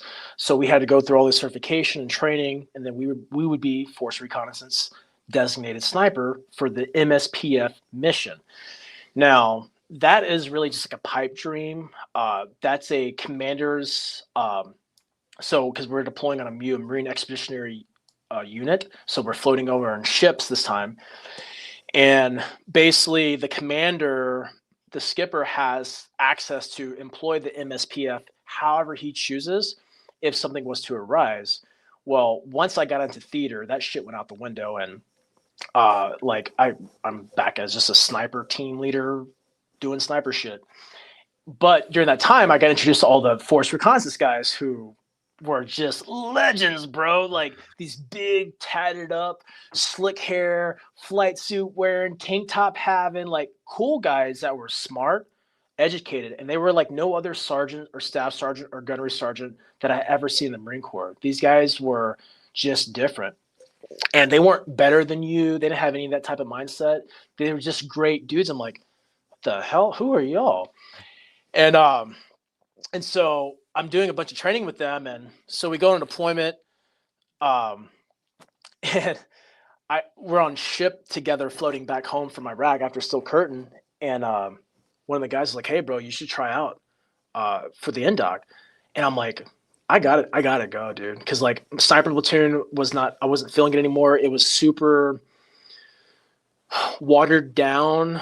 I didn't want to be part of that anymore. I felt like a lot of our heritage, there was a lot of like kind of handouts because we had that shitty platoon sergeant who was trying to like be this like equal opportunity kind of guy, which just did not sit right with me. And I'm like, I wanted more. I was ready for that next phase. And so I went home on leave. I brought my camis. I went to the YMCA by my high school, and I jumped in the pool with camis, and I taught myself how to like underwater crossover. I had like 2 weeks of leave. I started swimming, drown proofing, like all these things that I don't know how to do, but like, I don't know about you, but it was very hard for me to find the discipline to be already a seasoned combat veteran, and to go home on leave and to go to the pool, train on my own. It was hard to do, but I found a way to do it. And so I come back to Camp Pendleton after I leave Texas for leave, and I sign up for the NDOC. And I remember being in my barracks at 2nd Battalion, 1st Marines, and like we had to show up at the pool at like 05 in the morning. And so I wake up at 4 o'clock and I eat a banana and I have like the nervous poops, bro. Like my stomach is just so upset. I'm terrified, bro, because your boy's not a swimmer. And this is a big deal. Like you don't just show up to these things and make it. Like it's not a handout, right? And so I show up to the pool. There's like 4 other guys that are screening for the Force Recon NDOC also. And dude, I was like, what am I getting into? One of the first things we do was I think we had to do like I think it's like a 500-meter swim in your camis, and dude, my head is above water the entire time, bro. Like I still don't know how to breaststroke properly. Like I don't have water confidence yet. And then we're doing like because you have to run like the PFT and all that shit, like, and you do the swim qual. And then we're doing like the tread water where you're in your camis and you're treading water for 30 minutes. And they're like, one of the guys who was pretty wild, I actually ran into him in the airport like 2 months ago. His name's Chris Stark. He was the guy, like he was the officer in charge of administering like our Force Recon NDOC. And he's like, Alford, get out of the water. You're done. I'm like, no, I'm not going anywhere. You know? And like, he's like, you're done. Cause you can't have your face go underwater when you're treading water. And I think my water kept on coming up to my nose and shit. And I'm like, I am fighting for dear life just to stay afloat. And, I get done with the whole thing and he's like, you're done, bro. And I was like, fuck. I'm like, this big thing in my head, like I didn't make it. And I get back to my command and I get called into my officer's office. And he's like, hey, dude, I just got the phone with this officer. He said they want to give you a shot. So they said like they think that you're trainable. And so it was a blessing in disguise, bro. It was like, because I thought my whole life was over, dude. I'm like, I just felt something. And like, I can never be a commando because I couldn't pass this thing. And I guess I showed enough like heart and determination that, you know, that's what people don't understand is like, you don't have to be this physical specimen. You just have to be a person that refuses to quit. And I've never been great at everything I do. I'm great at some things, but I never got there because I never got anywhere in life because I was the #1 physical stud specimen. You know, I barely passed the sniper in doc because I didn't know how to swim either. But my platoon sergeant back in the day is like, you look trainable and I can teach you how to swim. I can't teach you how to fight. I can't teach you how to like not give up on yourself. And you are already possessing that. And so call it whatever you want to. I'm super grateful. So I go TAD, temporary assignment of duty. I think that's what it stands for. I leave 2nd Battalion, 1st Marines. I check into 1st Force Reconnaissance out of Camp Flores, Camp Pendleton. And now I'm considered a roper. And so I'm there for like a few weeks. And every day, bro, there's a bunch of guys at there's a bunch of guys at Force Reconnaissance that were trying out for Delta. And so what do you think I did every day, bro? Every day I ran every day, 45-pound ruck run. Every day, dude. And those mountains at Camp Pendleton, bro, are very unforgiving. And this old man, you know, old, he's probably mid-30s at the time. And I think I'm 20 at the time. This older man's walk was my run, right? Like, because he's been training for months to go to the Delta selection. And so whatever he was doing, we were doing. So all we did was land nav and run. And they're like, all right, now you guys are going to 1st Recon Battalion to do called pre-BRC. So they call it RIP, Recon Indoctrination Program. So now I'm a sergeant. So 3 of the guys that I did the screening with, we all check into 1st Battalion or 1st Recon Battalion. And I'm there with a bunch of like 18-year-old kids, dude. And these guys are absolute physical specimens, dude. These guys are like, they're insane, dude. And we're like the senior sergeants. You know, I have 2 very big combat deployments underneath my belt, leadership experience underneath my belt. And I'm with these like 18-year-old, like just aquatic ninjas. And I'm like, oh my God. And, you know, before we went live, I was talking about like, I'll just quit tomorrow. 2 weeks of hell, bro. Every day I wanted to quit. There was one of the guys in RIP who was injured. So he came in like the scribe for the recon guys. So he like helped like manage their schedule and like, hey, sergeant, fucking whatever, we got to do this thing. But he always knew the schedule. And I'm like, hey, but he would never tell us, but he would like hint at things. And I'm like, hey, bro, are we going to the pool today? And he would just look at me like this. I'm like, fuck. I'm like, I don't want to go to the pool. Because when you went to the pool back in the day, dude, I think it was Margarita. Camp Margarita was the base where 1st Recon Battalion's at. There was never a key for the gate. So we always had to like jump the wall to get into the pool. You could definitely put 2 and 2 together and be like, this is probably not condoned training, right? But it was the best shit ever, dude. Like, you know, they split us up in like A and B teams, and I was never the A team. I was always the B team. And they're like, alphas in the water. And like we'd be on the side of the pool deck just pushing, mountain climbers, bodybuilders, push-ups. And you would just hear screaming, dude, I quit. And you would like look over and like, they're like, put your eyes front. You're like, oh shit. You know, like they're drowning him, you know, like, bro, when they tell you underwater crossover and your head comes up out of water, bro, and they catch you, you are done, bro. They will grab you and take you down to the bottom until you relax and then release you. And bro, so what do you think I did? When it's my turn to swim, because their pool was 25 meters.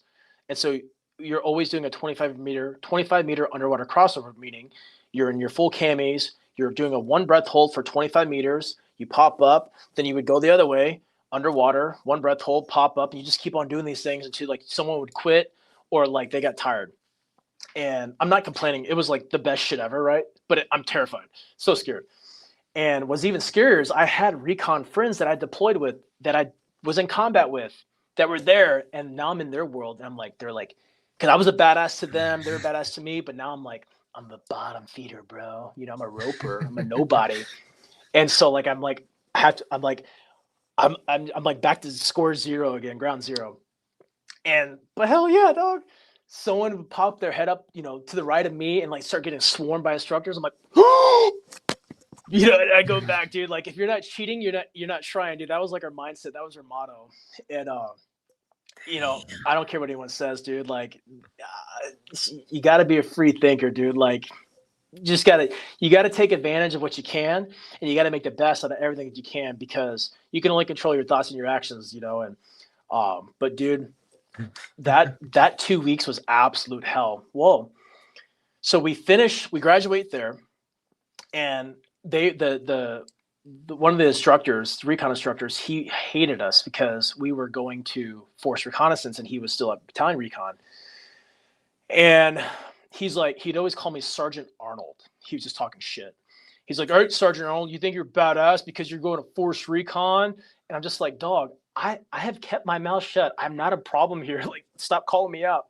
But I had tattoos, you know, and some of these guys are just fucking jealous and butthurt because, like, in that type of like infantry combat community, people know what you've done, you know, and like, you know, I never bragged about any shit. I just hit some of the major conflicts timelines throughout my career, and it's just how it worked out for me, if you even call it working out.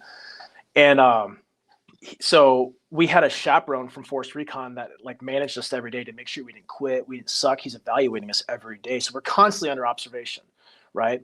Because Force Reconnaissance at the time was like top of the top, and then above that was Detachment 1, the predecessor to MARSOC. And so we graduated RIP, and then we had to come back to Force Reconnaissance, and they're like, now you guys have to run the indoc tomorrow. And we're like, fuck. And the indoc, the Force Recon indoc, dude, was extremely challenging, but I would not have passed if I didn't go to RIP, you know? Just like I wouldn't have passed dive school as honor graduate or even a graduate if I didn't go to pre-dive, you know? So the pre of everything is like the hardest thing. So now I had to go to the Force Recon indoc, and that was like a more intensified swim qualification. It was same PFT you have to do, so like 3-mile run, pull-ups, sit-ups, and then you do like a double obstacle course under like, I don't know, 4 minutes or some shit, like it was something retarded, like 5 minutes. And then you do what's called like a levels test. And levels test was like unknown amount of like mountain climbers, push-ups, sit-ups, burpees, like all these things. They just tell you to go, and like I'm throwing up everywhere, bro. Like, because I'm so tanked. And then you go on your ruck run, which is I don't know if it was like 15 or 20 miles. It was something hellacious. And I remember we're like running. I'm running, and I'm like running for my life, and I'm there with like 4 other guys, dude. So it's not like there's a lot of competition. Like we're not competing against each other, but there wasn't like a bunch of people to like enjoy mixing the crowd with. Yeah, you're not mixing in the crowd. No, there's 4 of you. And I remember we get done, so we think we're done, and this guy, I won't mention his name because he's still involved in the scene, but he was the best staff CEO I ever encountered. I will say his name, we call him Crawdaddy was his nickname. One of the best humans that I've ever met in my life, dude. The guy inspired me, and he was such a great trainer, dude. Wow, invaluable lessons, dude. This is the type of guy that would be like, pull up, and you hanging up on the pull-up bar, and he turns his back on you, right? Give you a chance to quit, give you a chance to fucking show your true colors. And his back is still turned to you, and he'd be like, and he would just know when you're about to break, and then he would turn around and be like, down, and you're like, oh, you know, like just like you're just like, he would just know how to train guys, dude. And he's like, all right, put your rucks in the Humvee. And we're like, oh, we made it. It wasn't over, bro. We still ran like a couple more miles, but now you have no pack on. But it was all these like mind games. And he's like, all right, you guys made it. He's like, report back tomorrow. Dude, I think I got back to my apartment. At this time, I lived downtown in San Clemente. And I walk into my apartment, bro. I think it was probably like 2, 3 o'clock. And I passed out on my floor like this, kind of like the typical like outlining of like a dead person scene.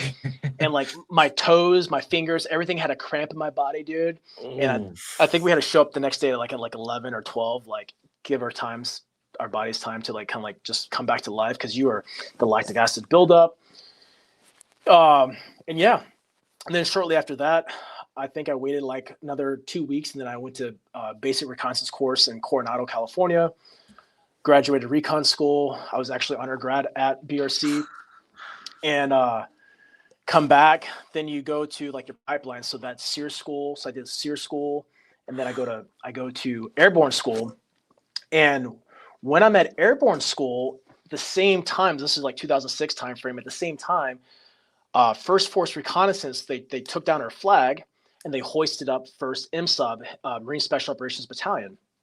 And at this point in time, when the structure happened, so Detachment 1 was our first Tier 1, soft unit. Well, those guys were all Force Reconnaissance guys, all Ranger qualified, just like the best of the best of the Force Reconnaissance community. And those guys got disbanded and became the team leaders for MSOB. And so I come back from jump school, and I remember being in formation at the First Force Reconnaissance Compound, now First MSOB, and they hand us these cards with a number on it, like an ID card with a number. And they're like, all right, from now on, everyone's on relaxed grooming standards, civilian attire. If anyone says anything to you, give them this card. And I'm like, bro, this is, because I was a cowboy, bro, so I'm always trying to look cool. And I'm like, this is sick, dude. That lasted like a week and a half, bro. They're like, cut your hair. Who do you guys think you are? I'm like, oh my god, dude. And I remember being at so we have Velcro on our sleeves, and we have like removable name tapes. And I remember being at a jump, and I'm a nobody still. I just graduated. I'm a point man again in a team, right? I'm a bottom of the barrel guy. And I remember being at a jump brief. We're getting ready to go do a parachute operation. And so you have to go do like the brief and like do your protocols. And I'm sitting next to our battalion commander, and I had extremely long hair for what a Marine should have. And he looks around and he looks at me. He's like, who is that guy? I'm like, oh, sir, he's a SARC. SARC being a Special Amphibious Reconnaissance Corpsman. So in the Navy, they have different hair standards and different standards all over. And so I just kept on like, I wasn't diming out anybody. I was just like, oh yeah, he's a SARC. They're all enlisted guys, Marines like me. I'm like, oh yeah, he's a SARC. He's a SARC. And he's like, what about you? I'm like, oh, I'm a SARC too. I'm like covering my shit up. And obviously I lied to this guy. And so we're breaking for chow. And then my master sergeant for my company, I was Bravo company. So Alpha company was the first MARSOC company to deploy from the West Coast, and Bravo company being the second one from the West Coast. I was Bravo company. And my master sergeant cocks me. He's like, hey, did you just lie to the colonel about you being in the Navy? I'm like, he's like, go get a effing haircut. And I'm like, but I got to make this jump. They're like, go get a fucking haircut. So I do the worst thing known to man. If you get a haircut on base, bro, your shit is getting jacked up. And I was in this phase where I'm just like chasing chicks on the weekend. I live out of town, right? I'm trying to not look like a Marine. And I get like this stupidest like Marine Corps haircut that I could possibly get from like some retired guy from like Vietnam, you know? And yeah, that was me as a free faller in MARSOC. Yeah, that's yeah, great time. So that day right there, actually, I picked up Master Sergeant. So the guy next to me, he also picked up Master Sergeant. So we did a 4-way. So we get on this aircraft. I think we're in an Osprey. And we get sworn in, right? We get promoted. So I have big master sergeant chevrons velcroed to my uniform, and then we do a big 4-way exit out of the aircraft, and that was this day. That was 2016, I think 13, maybe 2013, 2014, possibly. And yeah, that was a fun day. I was a rule breaker. It was great, man. I loved my entire time in the military. There was definitely things I hated, leadership issues, horrible tactical decisions from other people that I had to deal with, that we all had to deal with. But I wouldn't have changed anything for the world, man. It was a great experience, and just some of the best human beings I've ever met in my life, man. These guys and girls were just absolutely phenomenal. But yeah, that was. Did in the by the time, or does MARSOC, I'm sure at this time they have their own thing. Did you have to get free fall qualified with MARSOC, or did they have, or did you have to go to the Navy? Did the Marines have their own airborne situation set up for MARSOC already at this point in time? So at the time, there was two things going on concurrent. There was NPC, Naval Parachutist Course. So basically, you would go there, you would do like your 5 static line jumps, and then you would instantly get free fall qualified. I went to Fort Benning. I do like the Army's stupid 2-week. It's so dumb. You're there for 2 weeks doing the dumbest of dumb things. And then you just for like 3 days of jumping, right? Or 5 days of jumping. And and then free fall. So when I first got into MARSOC, I was when I was at Fort Benning, I was in a free fall team. So my team was designated as a free fall Halo team. And so when I got out of jump school, a couple of my guys from my team, they went to free fall school. I didn't get a chance to go to free fall school. I was also like a nobody new guy, where these other guys were already they came from Recon Battalion. They've been in the reconnaissance community much longer than myself. And so since we weren't all free fallers, and some of the free falls, so we have a different parachute. We jump a MPC. I don't remember all the terminology. I got to make sure that says TBI stole my valor, bro. I don't remember half the shit. But there was another parachute that you got qualified for the Navy that it wasn't what we were jumping. So you had to go through a transition process. So since we were a free fall team and we weren't all transitioned over to the new parachute, we became a double back static line team, meaning you jump. So our free fall rig, you have like 4 different configurations you can jump it. You can static line it. So you hook up to the plane, you jump out. It's called double bag. And then you have a full ram air parachute canopy. You can do your high altitude, high opening, high altitude, low opening. You can attach a glider to it. So you could do like all sorts of crazy things. You can tandem, you can barrel, you could do all sorts of configurations of these parachutes. And so my team, we did I think we did like a 2-week jump package in Yuma, Arizona, where we did like fucking 20 plus jumps. That's where I had my first cutaway at 19.5. Where my team's jumping. I was the second to last guy out of the plane because it goes by weight. And my team jumps out. I get out and my chute deploys, and I'm like looking up and jumping FAOS, the oxygen system, combat load, everything. And I'm like, once your parachute deploys, you do what's called a canopy controllability check. And so like you pull left, turn left, right, then you stall, you make sure all your toggles work. And my shit was not moving. I was like, no, no. And in my head, I'm like, I already know something's not right. And I'm like, I'm gonna ride this in, bro. I'm good. And we're jumping communication, so it's in our helmet. And they're like, Cody, cut away. And I'm like looking at my altimeter. And so you have until 2,500 above ground level to make, that's your decision point, right? So like you got to cut away before you hit 2,500 feet, because just below that, there's this thing called a cypress in the back of your parachute that will fire. Therefore, it will deploy your parachute. And so they're like, cut away. I'm like, okay, guys, I'm going to cut away. My push to talk was running through my sleeve, attached to my hand with like elastic. So I'm like, guys, I'm going to cut away. They're like, cut away. And I'm like the second to last guy out, but I'm below everybody. And I'm like, fuck, dude. And I'm like, trying to get right in my head, dude. I'm like, okay, if this doesn't work, did I have a good life? Am I a good person? Whatever. I'm thinking about all the things that I'm not going to be able to do in life. And I'm like, look green, grab green, look red, grab red. Pill, pull, throw away, pill, pull, throw away. Dude, my main parachute goes away. And I'm like, it's like a trap door effect. It feels like someone pulled a chair out from underneath you. And I'm like, falling. And then my reserve comes up and I'm like, oh my God. And I had a great landing. It was super smooth, So we pack our main parachutes. Like we pack it ourselves. This particular parachute, I will say, this is like my second jump that day. I did not pack that chute. I'm just saying, I didn't pack it. And, but the reserves are packed by a rigger, right? So like, those are like, no messing around. That's like I don't know the whole like terminology, but it's like super like, it's like law abiding. It's a felony if you fuck with it. Like They it's have to like sign their name, and if whole. Well, we all sign our name. So Oh. if I pack a chute, like I had to sign it. But you jump what you pack. Well, I did not pack this one chute. Ooh. And bro, so I had it's called it's called a D bag.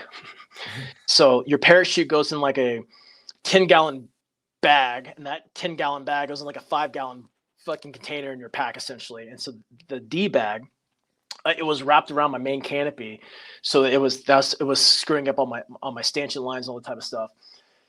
And so I had this cutaway. I land, and I'm not gonna lie, bro. I'm kind of fucking scared. I land, everything's good to go, like everything's fine now. We get back to the rigging station, and they're like, "Hey, you got to jump again." I'm like, "Fuck." And we did not have a third jump planned that day, but they're such professionals. They knew if I didn't jump that day, that statistically, the chances of me jumping the next day were kind of 50-50, or the head game that you're playing. So I fucking packed my chute, get back. Oh, now I have a completely new chute because my main canopy is like gone, just in the desert somewhere. And so I'm packing a new chute. I do my third jump that day, and like we move on, we continue our training program. But yeah, dude, just wild fun times, dude. And I had a blast. That's that was crazy, and as well, on down the line, since we're in MARSOC here, but I thought it was funny. I can't remember if you mentioned it on Sean or Mike's show, but y'all, or I should say, you guys proposed doing a hey ho mission into a village, and of course that got struck down. But I thought, man, that's pretty damn cool right there. Yeah. So my first deployment in MARSOC was we went to Afghanistan, and we were a free fall team. But now we have hey ho, like double back static line is probably one of the best insertion platforms, because I mean, when we do it, like one of our jumps, 25,000 foot jump, bro, you're flying for like 55 minutes in the air, right, under canopy, and so you can get a lot of distance. So meaning you can have a tactical offset, so the audible compromise from the aircraft is not heard on the ground, and then you're just like flying for 50 minutes. And so we're like, well, we've already done this in training, so we're like, hey, we push it up to the command. Well, you got to think this. Everyone in the soft community hated MARSOC because they're like, who are you guys? The SEALs hated us. The Army Green Berets hated us. And it was an Army Green Beret siege sort of Combined Joint Special Operations Task Force. They're the ones in charge of the task force. They're the ones in charge of the Special Operations Task Force, because we were so infant. And they were like, screw you guys, bro. So but because we deploy with our parachutes. We deploy with all of our shit. And they're like, yeah, that's not happening. And I think the only people that were like jumping in were like Team 6. They were like jumping in doing missions, obviously. But yeah, that did not happen for us. They literally said, you're a fucking idiot. Not happening. But one thing about MARSOC, when we first started, I tell people this: if we weren't good at our job, then we wouldn't have been in charge of our own Special Operations Task Force, within years, like a year, right? Like, so like MARSOC came in, and what makes MARSOC different from all the other special operations units is that we're self-contained. So like when I deploy with SEALs or Army Green Berets, they have their own contained people, but they're specialized jobs. They come from like the Air Force or like other organizations. The SEALs, they have people from the Air Force, other Navy, blah, blah, blah. We all of our own. We have our own intel people. We have our own dog people. We have our own, we call them beeps and squeaks, like all of our like data nerds, like that are like just super great at their job. We own it all. And so when we deploy, we were fully integrated by ourselves. And, you know, Marines are the shit, period. And so we do more with less. And we proved that on the battlefield. We were all my deployments to Afghanistan, I did 3 of them. They were all in Helmand Province, which is just like OK Corral, 24/7 almost. The MARSOC really did an amazing job. But, you know, that was most Marines, right? If most Marines were given the opportunity to like excel, they would in literally any job, admin, supply, infantry. But unfortunately, those Marines aren't afforded the opportunity. And so not as much as MARSOC was. And but what was really funny, like even the Marine Corps hated us. Marine Corps hated us, bro. Like my first deployment, we're like, dude, I'm wearing like desert camp cowboy, bro. Like we're just wearing blue jeans. Like I'm wearing tank top with my plate carrier, shooting like my M79 Vietnam blooper. Like we're just doing our own thing, and it was freaking awesome. And then my later deployments with the MARSOC, everyone was like wearing multicam and shit like that. And yeah, so like this was my 3rd Afghan trip with MARSOC. So I was a team chief, so I was in charge of a team now. And this is actually January 1st, 2009 or 10, I think. We had a January 1st mission. So my team was still my team. So I came from, I was at 3rd Battalion, 3rd Marine Raider Battalion now. I was the first team. My team actually got recalled from Africa. I was in Africa doing a JSET in Senegal, joint certification exchange of training or something like that. I was training my partner force. I get told to check my SIPR, my secret email. I get on the email, get told to call. I call home and they say, hey, you guys are being recalled. I'm like, what's going on? He's like, just get back here and we'll brief you. It sounds fucking made up, like some spy shit, but it was dope. I come back home and they're like, hey, you guys are being redirected to Afghanistan and you're basically the main effort. So we were the very first 4th team to ever deploy. So we had 3 companies at a time for every battalion. And then they started to make a 4th company, but each company had 3 teams. Well, we were taking so many casualties in Afghanistan that we just kept on cycling through, and we had a horrible churn rate. Well, as we started to have a pipeline and bring, you know, people started to graduate our pipeline and to fill our ranks, they're like, hey, you guys are going to be the first 4th team. So I was a 3rd Raider Battalion team that deployed with a 1st Raider Battalion company. And so it was New Year, or not New Year's, it was like Thanksgiving when we deployed. And I went ADVON, the advanced force, because I wanted my team to be with their family, but somebody had to deploy. I'm like, I'll just fucking go. I was divorced at the time, recently divorced at the time. And one thing I can always say is I always looked out for my guys. So like, I don't care what anyone thinks about me. So I'm in Afghanistan now. My team is still not fully there. And so that team was our commando team. So we have, generally speaking, when we deploy to Afghanistan, we have a commando team, and then we have 3 VSO teams, Village Stability Operations. So what happened is the commando team uses like their hundreds of Afghan commandos, and they go in, basically blitzkrieg everything, destroy the enemy, secure the villages, and the VSO teams would come in, basically set up the camp inside the village with the local nationals. And so I went on this commando mission, and it was fucking great, dude. We insert 160th, the Army Special Operations Aviation Regiment.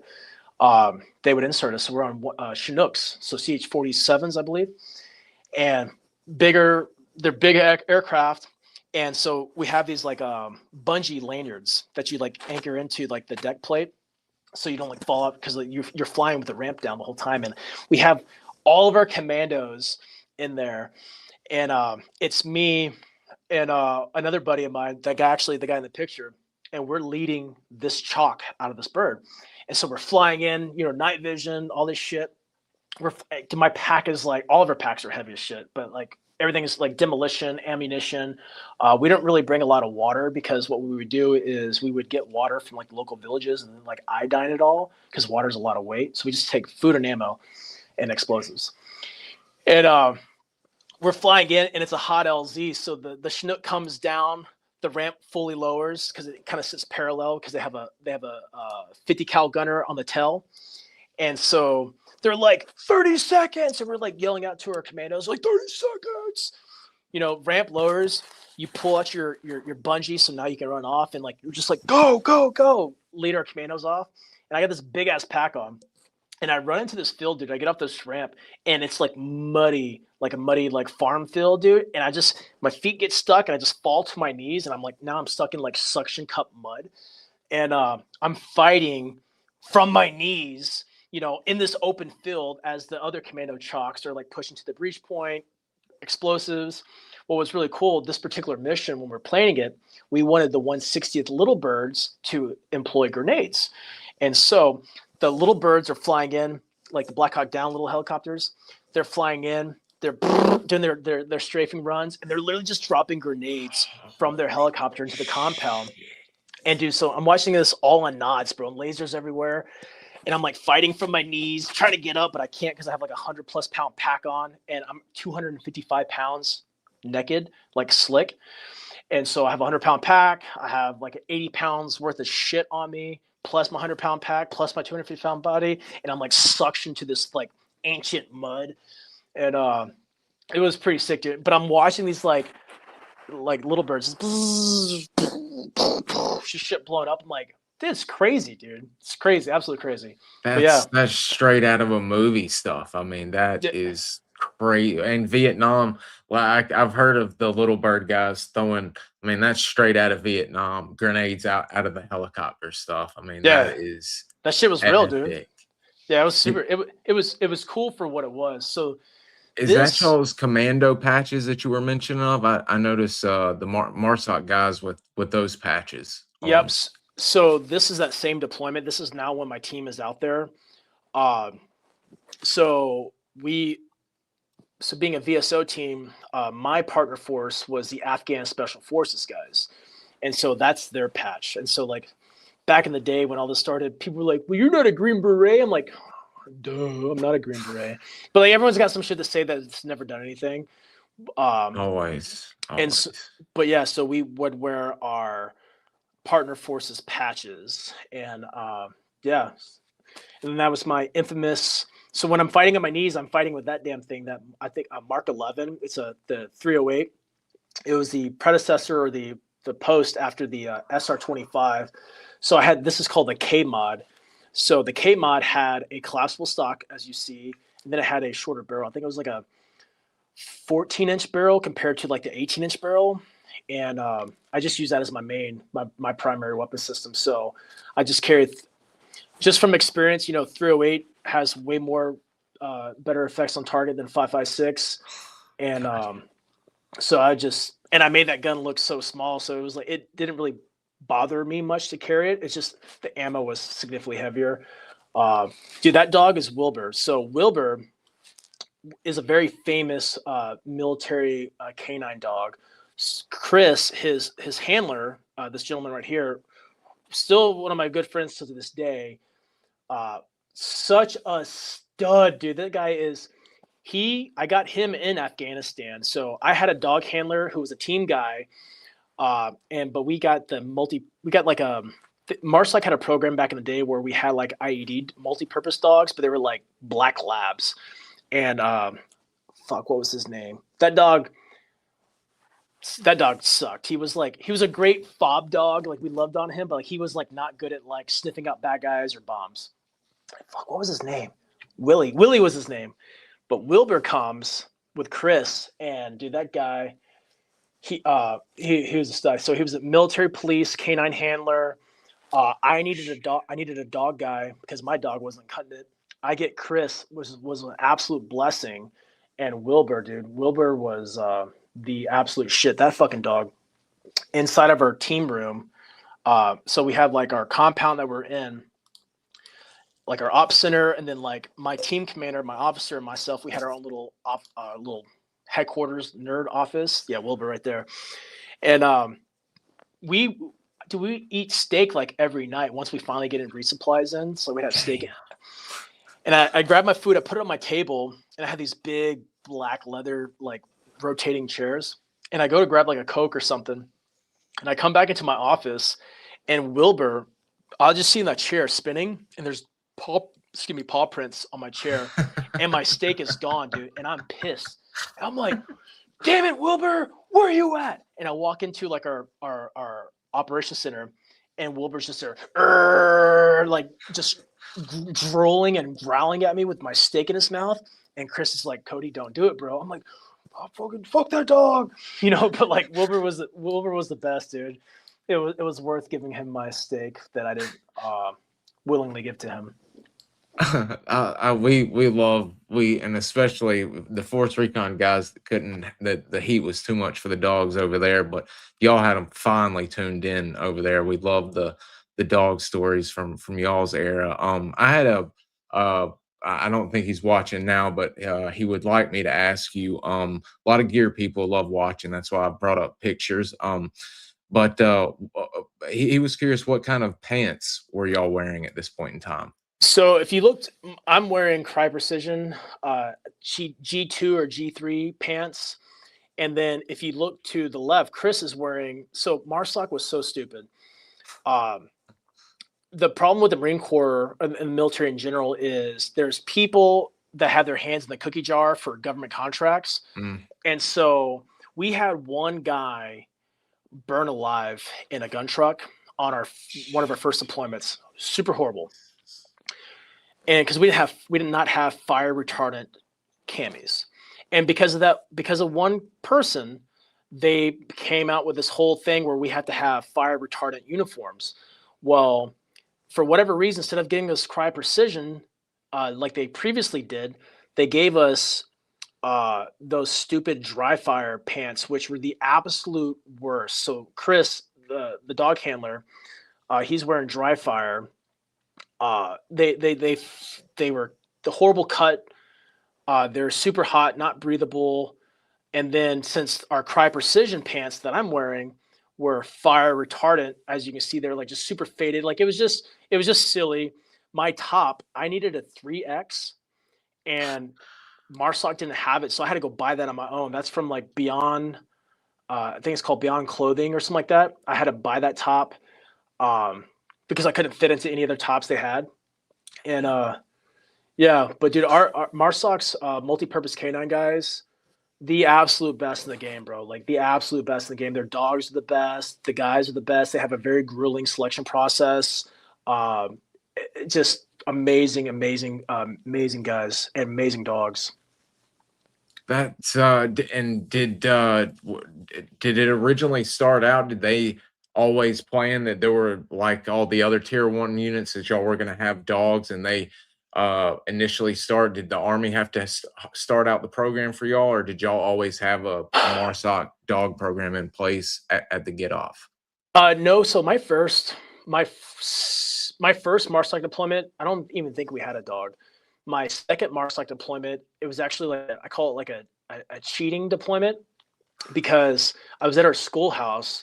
I deployed Afghanistan my first time with MARSOC. While I'm in Afghanistan, there was orders to go to the East Coast to start up our schoolhouse. Well, 2 of my buddies had orders there, but they're like, bro, I can't go. My wife's going to divorce me. She's from California. And I'm like, my other buddy and I, we look at each other. We're like, we'll take him, because I'm like, dude, if I can get to the East Coast, that means I'm closer to go to the unit selection. You know, like it just makes more sense. I'm like, so I'll take these orders. Get to the schoolhouse. We have a MARSOC advanced sniper course, a Marine MARSOC advanced sniper course. I was a mask instructor. I taught reconnaissance, surveillance. I taught hide sites, observation. I taught all that shit. Not just myself, but those are the sections that I taught in. And then I was at our selection as a cadre. So I'm cadreing at our actual ANS assessment selection process. And I get a phone call from my boss, and he's like, hey, there's an opportunity to deploy to the Siege of Soda to work this like desk job. Are you interested? I'm like, yep. Because I'm like, dude, because I'm a thinking man. I'm like, bro, if I can get to Afghanistan, bro, I can get to a team. And so I'm like, sure, I'll take it. So I deploy, but before I deploy, I'm like, hey, I need my carbine, I need my pistol, I need my radio, my nods. They're like, bro, all you need is your pistol. You're deploying as a desk job. I'm like, give me my shit. So I deploy with all my stuff, and I get to this stupid desk job. Let me not say stupid. I get to this job that I'm like, they don't really need me here. And so like I basically found a way to like do my job really effective and efficient because I'm not a fucking imbecile. And because it's very like officer ran there, and these people they treat it like a job. 9 to 5, ice cream night, salsa night. Like some of these guys and girls treat it just like a job, not realizing that their lack of input and effort and like forward thinking is affecting the men and women on the battlefield. And this shit never set right with me. And so I would have to brief all the missions that were taking place in my area that I was responsible for every Friday to the commander. This guy, his name was Colonel Douglas Bulldog, well known in the Green Beret community, super short guy. And he was savage, bro. This guy would walk around the fob where I think I was at Bastion or Kandahar. I don't, Fob Robinson was our base. Yep, Fob Robinson. Good, look at you go, bro. Thank you for the TVS. Yeah, we're at Fob Robinson. Fob Rob was my fire base on this deployment. Okay, that's what I thought. I thought I picked it up on that one, but it wasn't. I'm at like Bastion, like our main, where it's like kind of safe. Salsa night and shit, right? There's like people that are deploying for a year that will never leave the ward. Nothing against them, but this is like where they're all at. And then we had our special operations compounds. And so every day I'd ask this lieutenant colonel or this colonel, I'm like, hey, sir, I found this capability gap with one of these raider teams. They don't have a dedicated sniper. They're having a bunch of counter sniper activity. I have a lot of experience in that. I could go help them out. And he's like, no, we need you here. We need you here. You know, he wasn't being a douchebag. He was just, I can only imagine how many people are like, hey, sir, get me the fuck out of here, you know? And every day, dude, for 30 days I asked, and he always told me no. And one of the command sergeant major, his name was Jeff Wright. He's like, Cody, he's a savage. He's a Delta guy, super well known in the SF community, just a really great human being. He's like, Cody, good on you, but like, we need you here. And I have my own personality. And so every Friday when we're doing the commander's update brief, the Cub, everyone briefs their sections, and like you're in like this big like op center, what you'd expect you see on like a movie, screens everywhere, people on computers and shit. And at the end of every brief, the PAO, the camera people, they would be like, sir, the picture of the week is, you know, this dog handler in Helmand province doing some great things. Well, I got re-enlisted on this deployment, and I asked Bulldog to come be my re-enlisting officer, and I'm towering over him, right? And I wish I still had the picture, but when he re-enlisted me, I gave him a big hug, and I'm like towering over this guy. Well, PAO gives me this picture, and I do what smart ass Cody Alford does. I put a big ass heart around it on like Photoshop, and I put Siege of Alpha BFFs. Dude, we're at a Cub brief. And they're like, sir, the picture of the day is some badass doing something badass downrange. And sir, we have another picture for you. And boom, it's me hugging the colonel, the Siege of Soda commander, with a big ass heart, Siege of Alpha BFFs. And it's on every screen, bro. And people are like, what the fuck? And people just start laughing, and Bulldog just starts kind of like giggling. And I got in trouble for this, not by him, because he was cool. I got in trouble by the dumb Marine officer leadership that had no right to ever be there in the first place. But anyways, it never stopped me. Well, the Bulldog had this picture on his refrigerator in his office, like magnet to it. So like we had a really good relationship because I talked to him like a normal person. He talked to me like a normal person. And, you know, one thing that probably got me through a lot of my military career was like interpersonal skills. Because I was at 18, I was a team leader, you know, so like I had to brief higher ups, brief generals. Like I had a lot of exposure at as a young age. And so this was like being around bigwigs didn't like intimidate me or scare me. And I carried myself and I knew my job. So I kind of got a pass from that. Well, they're like, I asked again that day. He's like, no, Cody, we need you here. Well, the next night, my Navy SEAL buddy and I, who was doing a desk job too, we fly out to a place called Herat because I'm like, I want to go meet these MARSOC guys I'm talking to on the phone that I've never met them in my life. And so I would fly out there on a C-130. It's called we take a trash flight in and a trash flight out. It's like the last flights of the night. We go there, we kind of hang out for the day, meet these guys. Just really great time. It was cool to get out of this like stupid place that I was in. And we get on the trash flight back. It's just my SEAL buddy and myself and the flight crew.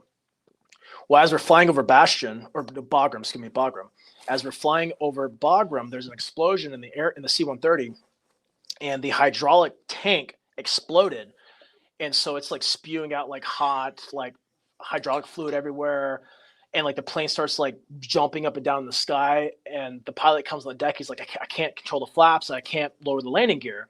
And we're in kind of like the no man's land where like if someone's going to hit us with an RPG, this is the place they're going to do it. And so I instantly take the parachutes and I start throwing them towards the ramp because I'm like, dude, we're going to have to bail out this fucking thing. And like, it's like hot, pissing, hissing, fiery, taking your breath away fumes. And my SEAL buddy throws me these canisters. So I take my Gerber, I start popping them and throwing them into the reservoir. And we just start filling these things up like our life depends on it because it does. And the pilot was able to get enough pressure to lower the flaps, lower the landing gear. We land. And dude, we're just drenched. We're drenched in this hydraulic fluid. All of our gear is it's deck loaded. So it's like strapped to like a pallet on the ground. And it's just like all covered in shit. And I don't know if you know this, but once hydraulic fluid touches your shit, like you're never getting it out. And so we land, the ambulance comes, picks us up, and I was doing PSD detail. I like found a way to like do some cool shit while I was doing this desk job. So like all my PSD crew shows up, and they take us to the hospital, and I kind of felt like a douchebag because like Air Force nurses are they're super hot. But there's like guys in there that are like dying, fucking bullet holes and shit like that. And so I can hear them in the rooms and I'm like flirting with these fucking chicks. And so we get all checked out or whatever. The next day, my SEAL buddy and I, we get an award. We get a medal for helping save the crew. The crew wrote us up. And Bulldog presents it to us. And he's like, well, we're losing Cody. We're going to send him to Fob Robinson and for 30 days. And if he doesn't make an impact on the battlefield, he'll be coming right back. So everyone, congratulate this Navy SEAL and this Marine for a job well done. And I'm like, it fucking worked, bro. And so I fly to Fob Robinson. And the cool thing is like I'm hooking up all the special operations teams that are on the ground because I knew how to like do contracts. So like I'm like, hey guys, did you know that you can get this if you just ask for it? So I'm like making sure that all the teams knew what they had access to, but obviously the people in charge weren't disseminating this information. Just typical shit. And so I'm like, the team that I'm going to, I'm like, hey, what do you need? Like, so I get pallets and pallets loaded up of Otis Spunkmeyer cookies, Rip-Its, other energy drinks, protein, all sorts of fun shit that they didn't have at Fob Rob. And how we get resupplied is by bundle drops. So the C-130 drops the bundle with a parachute, lands, whatever. And so I fly in a helicopter. I check into Fob Rob, and it's my mentor from when I was a sniper team leader. He's a team chief of this team. And for me, it was mind blowing because now we've shifted from like a platoon setup to like a special operations team construct, like the Green Berets run. And so it was like a whole new dynamic. Like everyone's in woodland camis, their mission was just completely different. Like they were basically just doing disruption operations. So they'd fly in, ambush fucking Taliban fighters, bro. Like it was crazy. It was a whole new dynamic. It was like what you'd think true special operations, like insert and do. And so yeah, I go there and like a couple of days later, the bundle drop comes and like all my gears on a bundle drop, and all the like the Spunkmeyer and the Rippets are like in another bundle drop, and they're all marked with chem lights and my name on it. One had like a whole just pile of like condoms in them. Like they're just like my friends back at Bog were just like being funny and like making all this shit happen. And but yeah, so I was with that team for the duration of my deployment. So I was supposed to be back in 30 days. I ended up staying out there, I think 3 months. And then I had to come back to redeploy. So I had to come back like, I think it was like 45 days early. And I was so pissed, bro. This Marine officer that was in MARSOC that never went through any of our pipeline, didn't belong anywhere near command. Obviously he's making shots and he's like, I needed you back, Cody. I'm like, you need me back to do what? Right? Like, just like, I never understood how there was so much jealousy in some of my service experiences.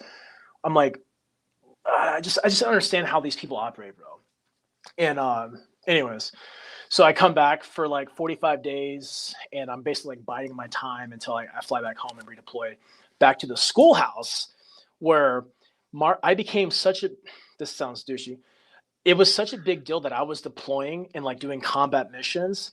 My regimental sergeant major from back home sent an email to my deployed command saying, if Cody's on one more concept of operation, which we had to create and submit before we go on a mission, like he's coming home. Because I deployed under, I forgot what they call it, but I deployed under like a certain status, meaning like if a dude that's supposed to be working a desk job gets smoked in the battlefield, they're like, how do you explain that one? So then I got restricted. I couldn't go out on missions anymore. I had to stay local, like local missions only. But Father Robinson, you would fight from the base. So like I didn't really have to go far to like get after it. But yeah, that team was savage, dude. All those guys were all my friends and peers that I knew and grew up with in the community, and they were just all these bearded men, and I ain't grown no beard ever in my life, bro. And so like I'm with all these like barrel-chested freedom fighters, and I just look like a little boy. And it was funny because we would link up. Yeah, so this is the deployment. When I got recalled from Africa, my team got recalled from Africa, which is all those guys minus 3 of them. This is in Afghanistan. This is Helmand on my 3rd Afghan trip. So the guy above me and the guy to the right, those were both my element leaders. I was the team chief. The guy to the far left, he was the EOD tech. The guy back there, the white dude by the tunnel, he was a Marine. He was one of the first 18 Charlies that we had. So we were sending Marines to the 18 series program. So like 18 Charlie, 18 Bravo. So he was an engineer. And then Chris down there was a multi-purpose K9 dog handler. Yeah, dude, we were, Wilbur right there. I blacked out the dog's eye. Yeah, I blacked out the dog's eyes just to troll the internet because, the internet. I love that. That's a badass group of men right there, man. Oh, dude, that was my best team. And what was really cool about that is like we were MARSOC's #1 priority at the time because we were the first fourth team to deploy. And we were coming from 3rd Battalion. And 3rd Battalion back in the day didn't have a great rap. They were actually our FID battalion, so Foreign Internal Defense. So all those guys, while we're in a 1st Battalion and 2nd Battalion are in Afghanistan fighting and dying, these guys are in Russia. They're in fucking South America. They're doing all that, like the Green Beret mission training. Yeah, training. They're coming back with like hot smoking wives, and like they're making a fuck ton of money. And so like, there's like animosity. So when I got orders to go to 3rd Battalion, I was like, fuck yeah, dude. I'm going to keep my legs. Like, this is great. Like, I'm going to get to try a new experience. And so I got a little bit of that in Africa. But then they're like, you're going to Afghanistan again. I'm like, fuck. Well, since we're such a priority, I got to like recruit guys because they were going off of like who's got the most combat experience in the battalion and who's the best team that's most prepared for this. And my team was the most prepared. And I, as a team leader or team chief, I had the most experience in the unit at the time. And so it was so sick, bro. I got to train my entire team the whole time. We smoked everybody. And like, you have to do a bunch of like stupid administrative stuff to like request ranges and scheduling, and I just did our whole operating thing off like Google, like Outlook, right? I just like range. I need this house. I need this compound. I need this blah blah blah. And, you do this thing called an open purchase request, an OPR, and because we didn't have gear for the mission, and they're like, "What's your justification for this?" And my justification every time was like, "Well, Delta has it." And I got told so many times to like, you cannot use that as justification anymore. I'm like, but why not? Like, they're the best. They R&D all this stuff. I need this for this mission. And we got a lot of our shit, dude. So like, my team was like the most Gucciest looking team out there. We all had red dots on our pistols before red dots became a thing in MARSOC. We all had like multicam, the ALS Safari Land holsters. Like, we all had Cry Precision JPCs. Like, I met the owner of Cry Precision prior to this. So like, I call him. I'm like, hey, dude, my team's getting ready to deploy to Afghanistan. Can I get taken care of? And like, we were able to take care of our entire team. We got like super discounted pricing, and just like, you know, it pays to know people. Like, it's not who you know, it's who knows you almost. And so luckily, I was able to really like foster those relationships. And I met our Tarek guys. So like, my whole team had like, they sent me like probably like $50,000 worth of like arterial like shit. So like, my whole team had like fucking raincoats and this and that, and like, my team was such a group of bright guys that they all had contacts and good relationships elsewhere too. So like, we had everything we needed, dude, and it was one of my best times in my career. And you know, my best time probably being when I took over an entire company. That was probably like the highlight of everything. I mean, you have done so much. It is, and at a young age, is just insane. And you've mentioned. Oh, hang on. Wanted to clear my throat there. You've mentioned the schoolhouse a few times. And I know I've had you here 2.5 hours, which I didn't intend on doing, but so interesting. Could you tell us a little bit about what it was like for the schoolhouse starting, and then as you ended up leaving the Marines and MARSOC, what it was like starting versus when you left it? Yeah, so when when it was called MSOS back in the day, Marine Special Operations School, and it was actually these like, we had like, I think 12 red double wide trailers, and those were our like instructor, like, so CQB was over, CQB and breachers were over here, advanced courses were over here, unconventional warfare snipers and special reconnaissance guys were over here, and then like the back classrooms were classrooms for our students.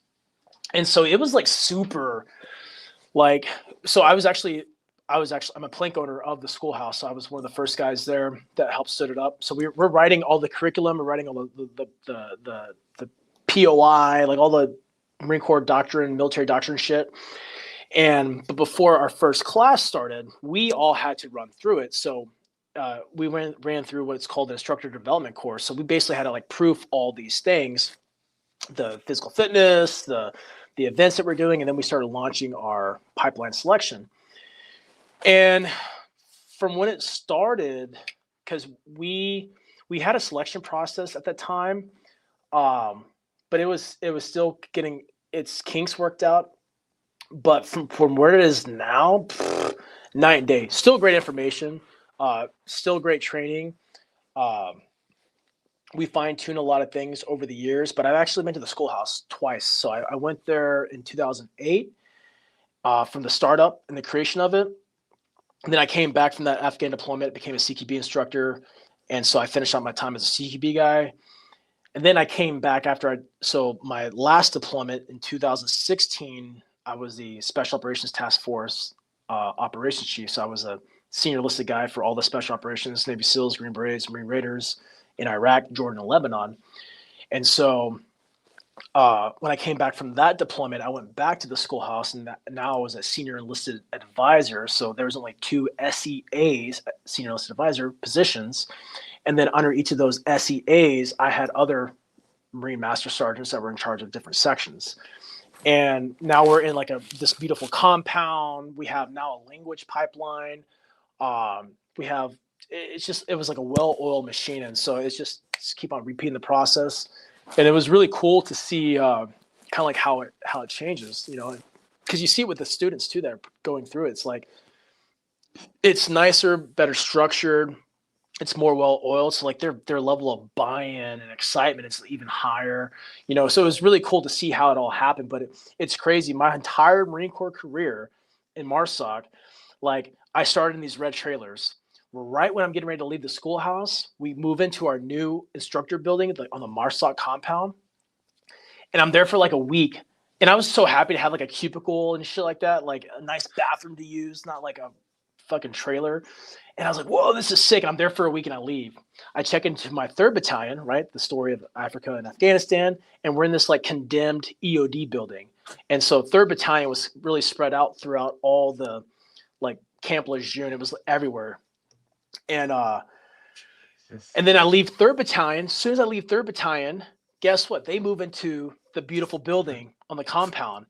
And I'm like, ah, you know, like I'm missing all these like, you know, fun team room things. And, but it was crazy, man. A lot of progression.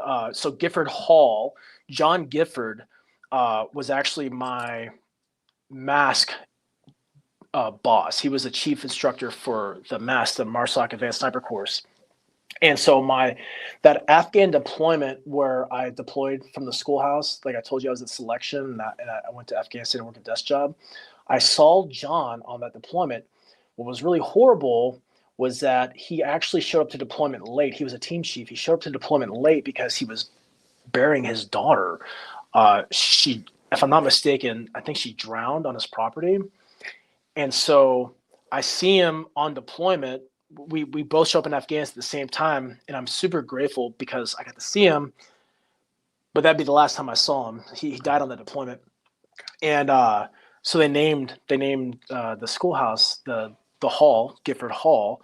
So it's really badass. There's like a bust of John out there, and it says Gifford Hall on there, and it's so cool to see how these Marines and these sailors, like Milam Clinic was a Navy SARC, you know, for MARSOC, and he was killed in action. So like Milam Clinic was named after him. John Gifford Hall was, you know, where all of our memorial shit was at the schoolhouse. And it was really cool to like see the future of MARSOC come through and like see these guys' names and like their kind of legacy and their story lives on. And already making legends in MARSOC. Yeah, dude. I mean, John Gifford, bro, that guy was hard as nails, dude. This dude was like country bumpkin and super stoic, super disciplined, just a great Marine, great man, great husband, father.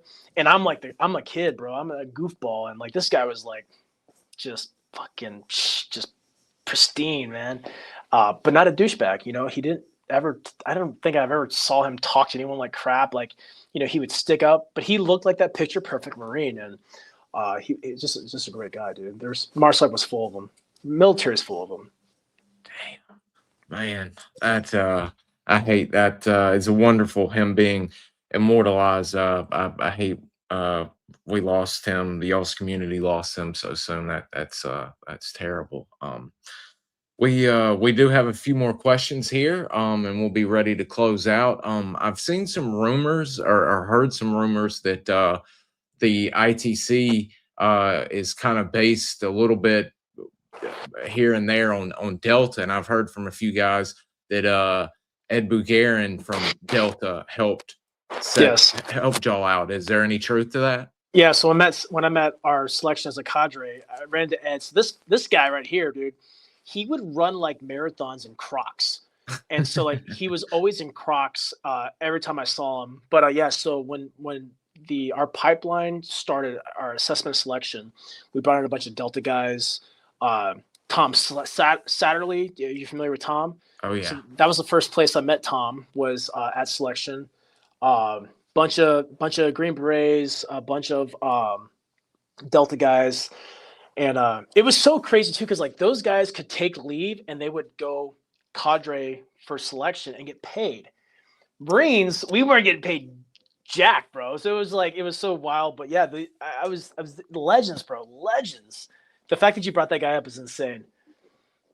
And Yeah, he's a legend. He was in the first or second OTC class with Mr. Mike Vining, and I'm close with Mike, and he's told me many a story about Ed, and he's just a savage as well. So him being a part of the ITC setup for MARSOC, you just know savages are coming through the door with him being a part of the picking process. So yeah. that's awesome. And our assessment selection process is based upon some attributes of like Delta. And I'm not even comparing it. Like it's not a Delta selection. Some attributes from there, a lot of attributes from the Army Green Berets, and but it is MARSOC's assessment selection program is in the Marine Corps at least is the finest tuned like machine that exists. When I actually got to go there as a cadre and so see behind the curtains, essentially, like it's precise, bro. It's so precise. And for a lot of the Marines, when they go through selection, they're not used to not being yelled at. No one's yelling at you at selection. No one's yelling at you. You're Total gentleman's course. Gentlemen's as in like you're taking instructions from a board. You know, a lot of these Marines come through. They're not used to that level of like, what do I do? Well, it's on the board, and you're like, you know, they're not used to that. And at selection, you can quit at any time. You know, actually, when I was in a cadre there, I would insert guys for our land nav course, and then when I insert the guys, I'm driving around this like free candy van, you know, and my whole job is looking for dudes who quit, you know. And it's not like, hey, bro, you quit. There's like a script that you say. It's like nothing. There is no free thought. There is no conversation piece. It is like from an instructor standpoint or cadre standpoint, you have a script. And it's like it's a mind game, bro. It's one of the most beautiful things I've ever seen in my life. And it clearly works. I mean, the results speak for themselves. I mean, and I can only imagine as this next question deals with a little bit of the future, it's only going to get better. Curious, and I need to start adding this when I'm speaking to more of you gentlemen. Bees is curious about what do you think about the new generation Raiders and facing drone warfare and what it's like today? I mean, the military as a whole, even the Marine Corps as a whole, we've been using drones. Before I got out, we were messing with drones. I mean, we use drones in all of our deployments. They were called different names, not like we're seeing like Ukraine and all that stuff on the internet. We had these things called switchblades, which were basically one-time use type of thing. Ones you throw in there kind of deal. Yeah, you know, if you ever play Call of Duty, like one of the Call of Duty games, they like throw that thing up in the air and it like goes and detonates. That's what a switchblade was. And so like we just throw these things, you fly it around, and you either detonate it on something or you just detonate it in like the middle of nowhere, right? You can't return it. And so we were using those for years, but I think we have a pretty big, just overall military, big drone aspect of it. But dude, that's crazy, dude. I could not imagine what they're doing, but I know a lot of like electric vehicle stuff is being used, a lot of drone stuff. I mean, you have to adapt to the to the times that we're in. And it's scary though, dude. It's like it's one thing to fight somebody, bro, but it's like another thing to like how did he die? 100 swarms of drones just like canoed his head. Like that's just a crazy concept to think about. And I just watched the new Lioness episode, season 3 that just came out, and there's a scene on they're in Ukraine, but it's a movie, it's a TV show, but you're seeing it not just the drone footage, but you're seeing like them creating the drones, the C4 and all this type of stuff. So you're kind of seeing this like whole full spectrum picture of it. And I'm like, even though it's fake for the show, I'm like, holy crap, bro. You know, like it's crazy. But you know, it's also not insane too, because you look at the amount of people that are playing games nowadays. Like even half of we had these forgot what they were called, but like a skid steer, right? like a heavy equipment skid steer, remote Mhm. controlled, and our remote control was an Xbox controller. Wow, You damn. know, most of our I mean, everything now, if you just know how to play a video game, you can control damn near anything, it sounds like.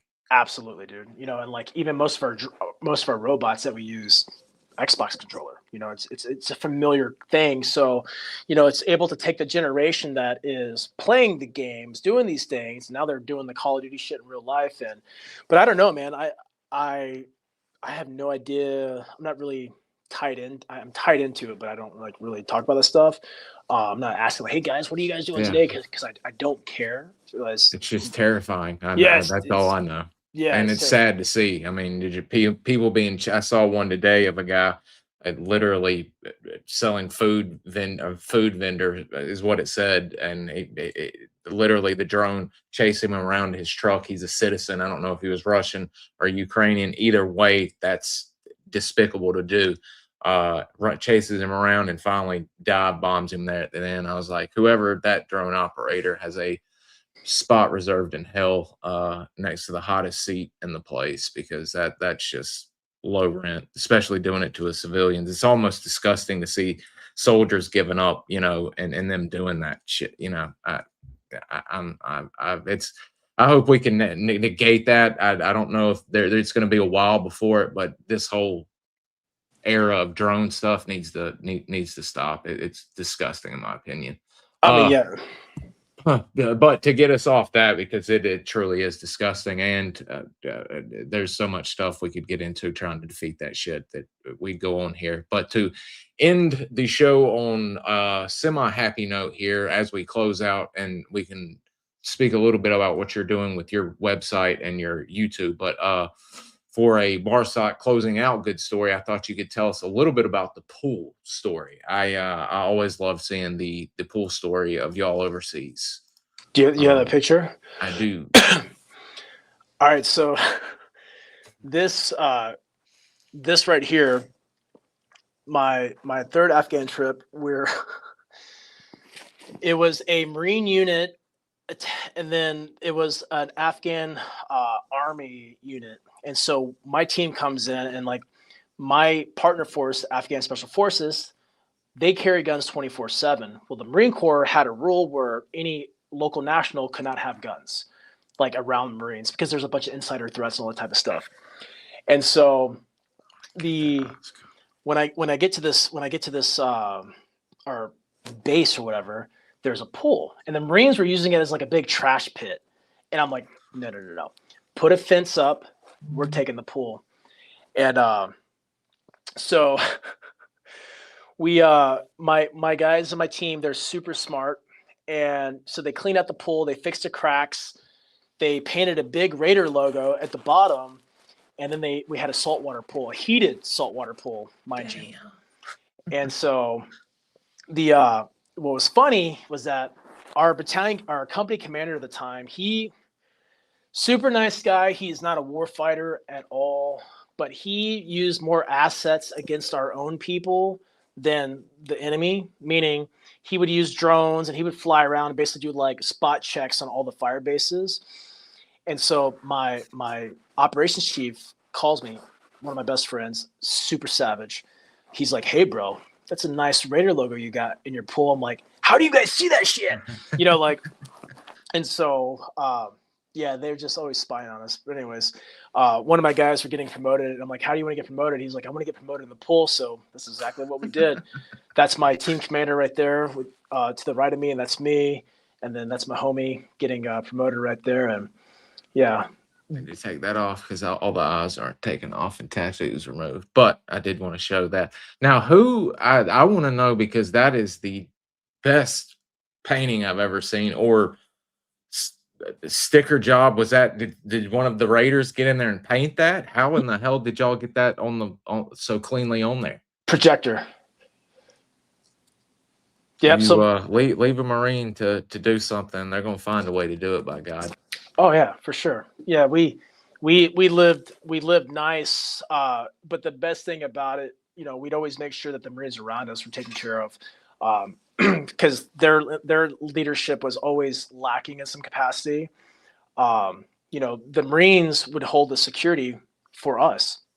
And they had in their observation posts, they weren't allowed to wear, there were signs everywhere, no warming layers on posts, like stupid made up rules that make zero sense. Like the Marines have shit they can wear to be warm, but they're basically saying if you wear that, you're going to be complacent out there. And we try to give them heaters, and like their leadership would like not have it. Right. So the pool is right there in that picture, right up on the pool on the deck. We had our gym there, and on the other side of the deck, the pool deck, is this concrete slab. There was a chow hall that the Marines had, and we'd only have sandwiches, right? We'd have sandwiches once a day. That was like the only food we had. We had like MREs and shit. And well, one of the Marines, he that was like on like chow duty, he like left one of the burners on, and the whole building burned down. So I said, as a team chief, the guy in charge of my special operations team, I'm like, this is no longer y'all's, it is ours now. So we fixed it up.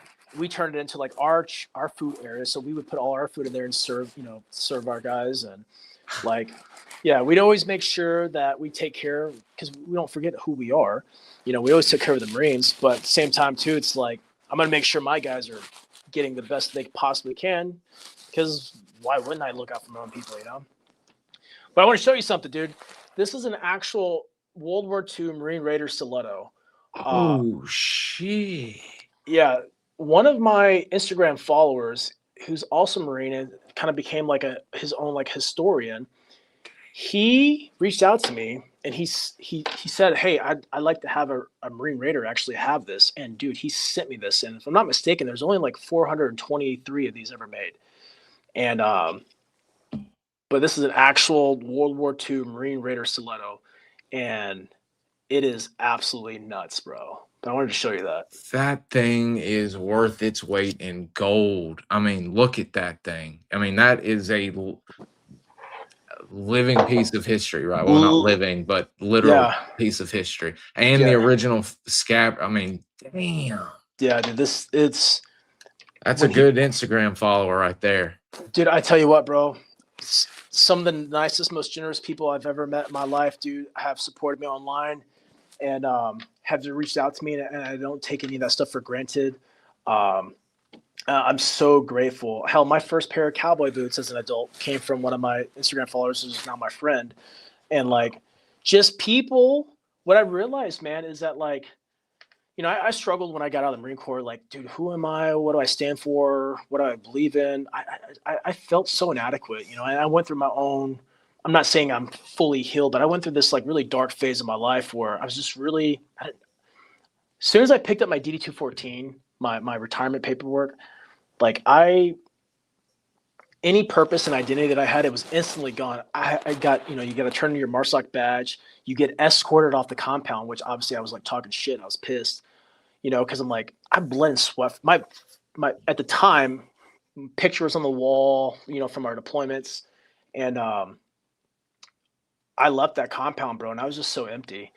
And I've struggled a lot. And one thing I realized, though, over the years is just by me sharing just kind of the struggle, but yet I think what people will find the most value in is I don't care if people, oh, you're a Marine Raider, thank you. Like no one's ever told me, oh, thanks for being a Marine Raider. And like, because I don't care about that shit. Or thanks for being a Marine. They say, hey, thanks for showing me it's possible, And like anytime I try to tell a story, I definitely don't glorify war. I don't even support war. I'm at a place where I'm 41. I look back at all the wars. There have all been a sham, in my personal opinion, and probably factual aspects. But that doesn't negate the fact that like I wouldn't have changed anything for anything. That doesn't negate the fact that there's a bunch of brave men and women out there that risk it for the biscuit every day. And I'm never going to be shunned by some woke culture that tells me that I'm some whatever supporting and fighting for another country. They can all like eat my butt. Yeah. But the people that have followed me on social media, man, what I've realized is that they've continuously reached out over the years saying like, dude, thank you. Like you've helped me not kill myself, or you've helped me change my life or become a better father or a husband. I'm like, and it was really heavy to hear these things. Cause I'm like, bro, I'm a piece of crap, dude. Like I'm a bad husband. I'm a bad father. I'm a bad person. And that took a lot of time. Shit, I didn't realize till 39 how much I hated myself, bro.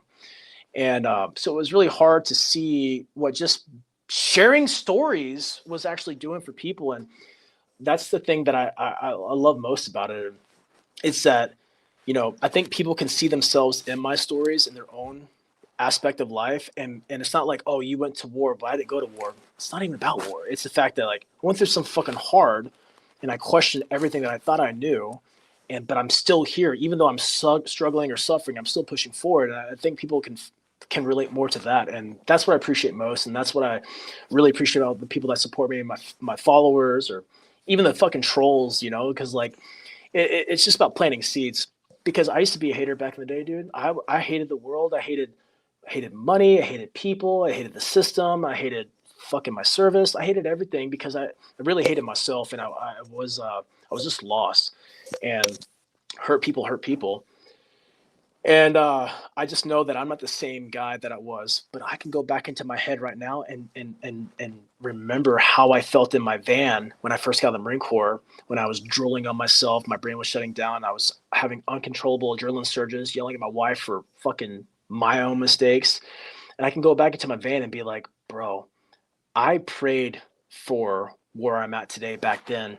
Like, I was wishing and dreaming to be happy and like be okay with seeing myself in the reflection, dude. Because there was years, bro, I didn't. And we're all gonna be dead one day, bro. And I refuse to let all these kind of like hardships and adversities that I face not be transformed and transmuted into something positive for someone else, man. And so anytime I talk about the military, a lot of military guys, fucking the butthurt ones, they'll be like, let it go, bro, that was years ago. I'm like, yeah, no shit, people still read books about things, dude. Like, this ain't for you, homie. You know what I'm saying? Like, it's not even for me. It's just like, why would I do disservice to other people that could potentially want to change their life, and they're never going to be able to do that if they feel like they're alone on an island all by themselves, right? So, I was and just fixing to say, hearing it from someone like you who's accomplished all you have, to lay out your perceived shortcomings, and other people knowing they are in a lot worse shape than you ever were, but to see you build yourself up, be confident in yourself, and become the best that you could possibly be in the military. And now, like you mentioned, your YouTube channel, your social medias, you sharing stories that, quite frankly, none of these other military veterans share. Personal stories of defeat, of shortcomings, of making yourself a normal person. That's what That's what I originally liked and saw about you. That, hey, this is a kick-ass pipe hitter that isn't afraid to admit that he's a fuck up, and and can fix it. And you're not labeled one thing in your life. Like the SOG men I talked to, they don't want to be known as a SOG man. That was what they did when they were 21, 22 years old. They got out, raised a family, and now they're loving fathers and grandfathers and all of that. So you can always make a difference. And what you're doing by using the platform that you now have is it couldn't have been a better second career for you, quite frankly.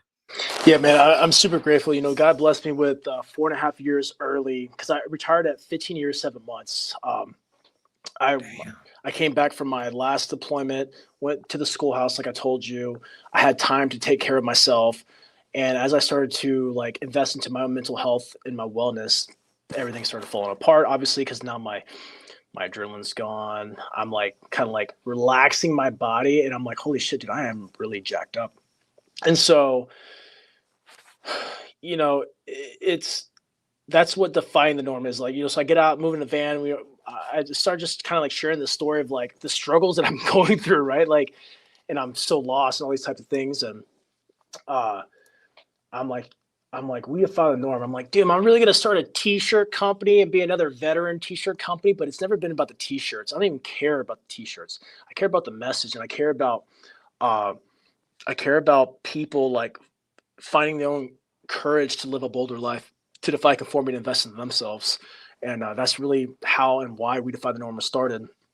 So since then, I have my apparel brand, We Defy the Norm. I've been doing public speaking, leadership development. I host in-person leadership transformation events, you know, and I love storytelling. It's like a super passion of mine.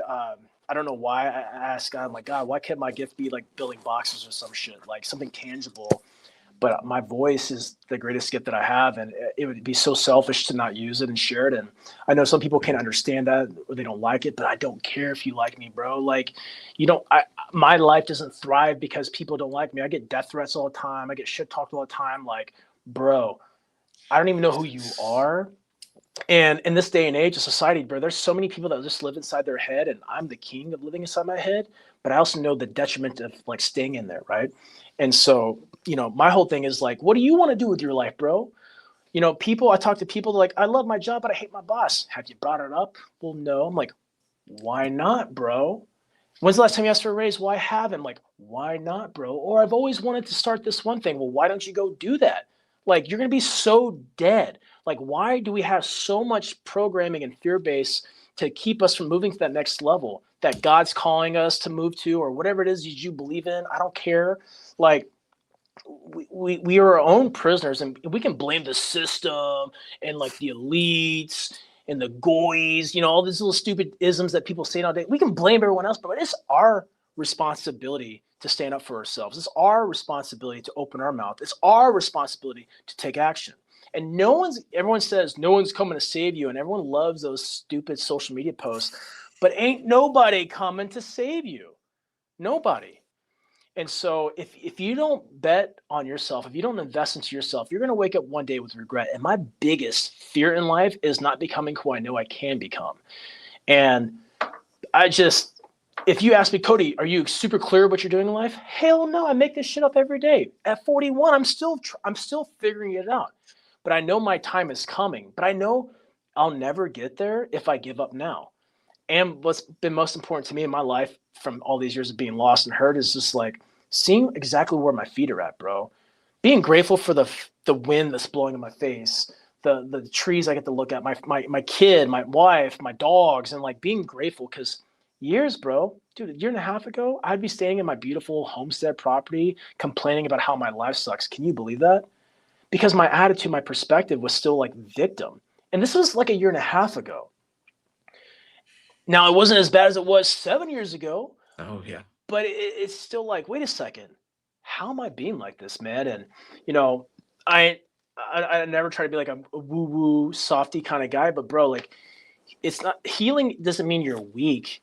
But, dude, you got to think how you are programmed, how I'm programmed in life. Yes, societal norms. Yes, the institution, our parents, our upbringing, right? Like, there's so much programming. Every person that ever existed in your lineage is flowing through your DNA. And no history of my bloodline has anyone ever talked to a kid how I talk to my children or parenting how I parent. Nobody. And I only know half that stuff because of my wife. You know, and like in no point of my lineage has anyone ever said, wait a second, bro, I'm really sad in life and I should probably like work on this. But it ends with me. That generational trauma ends with me. And, you know, so like, that's just how I view things. That's my life. But bro, I'm not going to stop for nobody. I'm not going to stop because I get hate comments. I'm not going to stop because fucking people don't want to buy my shirts. Bro, it ain't for you. It ain't for you, bro. Like I don't live my life based upon other people's validation of me. However, I did for a long time, right? I always seeked validation because I felt inadequate as a person. And then I had to learn to I'm like, why can't I love God? Well, because you don't love yourself. I'm like, why can't I be blessed? Because you're not allowing yourself to be blessed, bro. You're choosing to see everything bad in life. You're choosing to see this phase of life, this ebb and flow of life as like a death sentence by a phase. And the thing is, this too shall pass. It's more than just a Bible verse, bro. It's just facts. You know, we have great seasons of life and we have horrible, slow, stagnant, don't make any money, kind of feel lost and confused. And if you just keep on weathering that storm, but seeing and involving yourself with where you're currently at, like invest into your space, clean your shit, bet on you, get jacked, get healthy, fucking say nice things to yourself, you know, as that storm passes, now you're ready for that next level. And I see life as levels. And like I said, that's just how I choose to believe it. But I know there's a lot of people out there that feel the same way, but they don't voice it. And so I use my platforms, I use my voice, I use my life. Not to say this is a standard, because I'm not, who the fuck am I to do that? I'm not the water walker perfection person, but I am a person that said, wait a second, bro, just take off the necklace and put it back on once the idiot leaves. Like, why wouldn't you do that? You know, like, why wouldn't you play this game? It's a game, but how do you want to play it?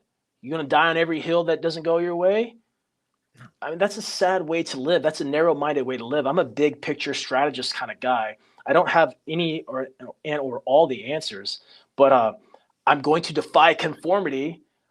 Like, why would I just like, oh, sure, everyone's going this way. Well, that doesn't make sense. Just like when I got out and moved to the van, all my friends that got out hated the Marine Corps, were so butthurt about it. Same with myself. They all went right back to being a contractor for the Marine Corps, for MARSOC, because like, but I needed money to pay for it. I'm like, the fuck? You were just bitching about how you're miserable. Like, people aren't willing to invest into themselves. They'll go spend $800 on and I know this because I did it. They go spend $800+ on an Xbox and a new TV and a case of booze, right? But they'll never put $800 into their own education or personal development, hiring a coach, finding a mentor, going to like a retreat, going to some type of event. They won't do those things. And that's the paradigm shift that people need, is like, you have to invest into you. And once you do that, everything in your life changes. Is it going to happen overnight? Nope. But your mindset can change instantly, though. That changes everything. You know, I tell people the story all the time. I remember being in Iraq on my second deployment during Steel Curtain. There was this chick from Nigeria. She was washing her clothes in this like puddle of muddy water, right? And she was smiling, bro. And one of my guys could speak French, talks to her, and basically she was just stoked that she wasn't being, molested, and her children being like the, what do you call it, like the kid soldiers, right, being like taken and kidnapped to go be like fucking murderers. And but meanwhile, while this chick from Nigeria is like washing her clothes in this mud, there's like tanks and like, there's a gunfight over here, and she's just like happy she's not being molested and her kids are safe. So everything's really about perspective. And I've been to enough third world countries where I've seen a lot of happy people, bro. And then I come back home to this beautiful haven we have called America, with all of our problems, but all the limited benefits. That's why foreigners come to America and dominate, bro. Because they're like, what? I'm literally in the land of honey. Like, I can do literally anything here. Meanwhile, you have Americans born and raised here, have a roof over the head, food in the refrigerator, and they're like, my life sucks. I'm so miserable.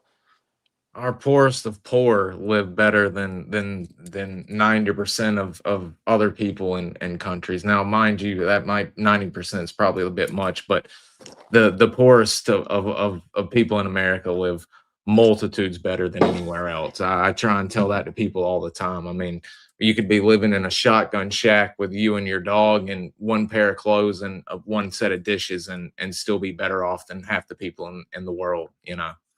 Matter of perspective, always a matter of perspective. And getting yourself out of your own self-imposed prison, whether it's your mind or your actions, or you surrounding yourself by turds all the way around that are just going to keep you like crabs in a bucket, that just keep pulling you down. You've got to, if you're wanting to better yourself, you got to not only better yourself but your surroundings. So I find that to be a huge issue.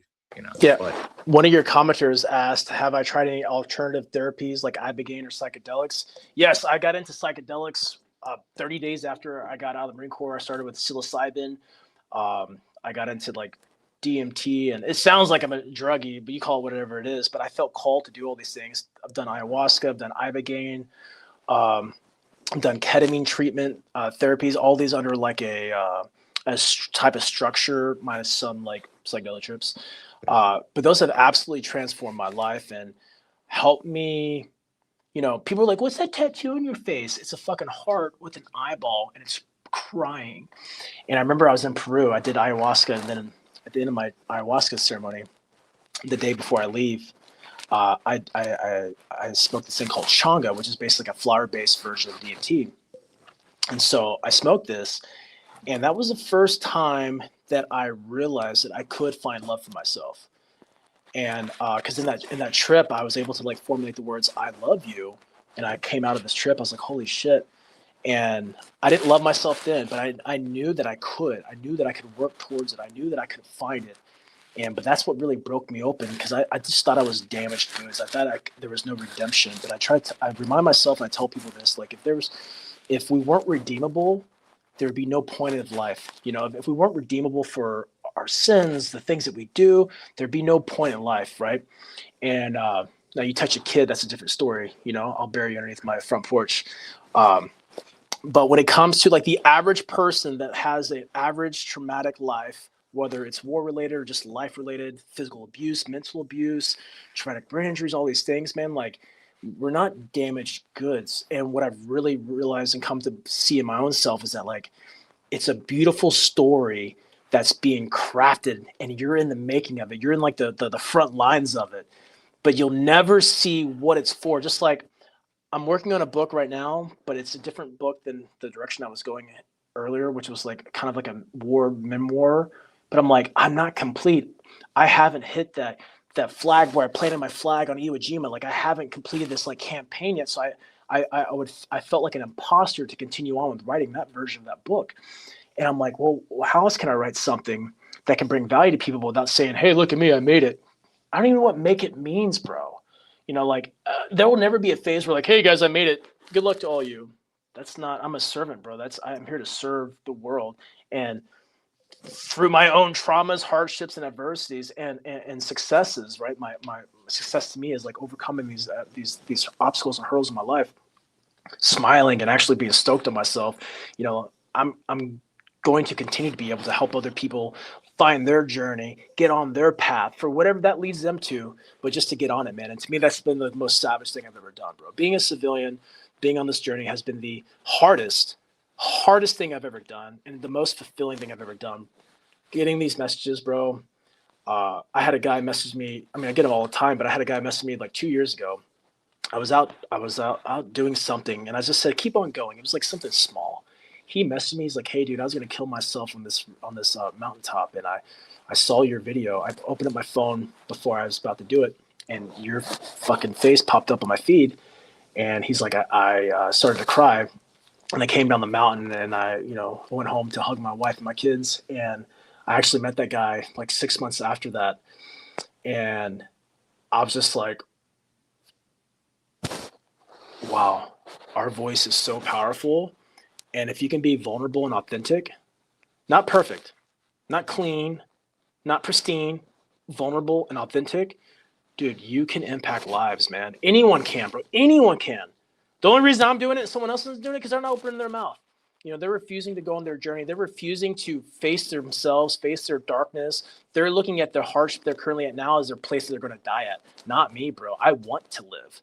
I've been blessed too many times and survived too many things to be so selfish to think that Cody Alford is doing it all by himself. I know I'm being used. And so it's just like, all right, well, how do I magnify that? Not to serve me, bro, but to serve whatever it is, this thing that I think I'm doing, and I can only do that if I keep on going, that the story doesn't unfold if you don't turn the page. Absolutely, man. Absolutely. That's beautiful, and it certainly sounds like you were on the right road. And as I said earlier, your social medias and your YouTubes and your interview appearances have done a lot and continue to do a lot, as we've just heard from you personally sharing one of the antidotes, but anecdotes, not antidotes, not a medicine. Well, in a way, it is a medicine.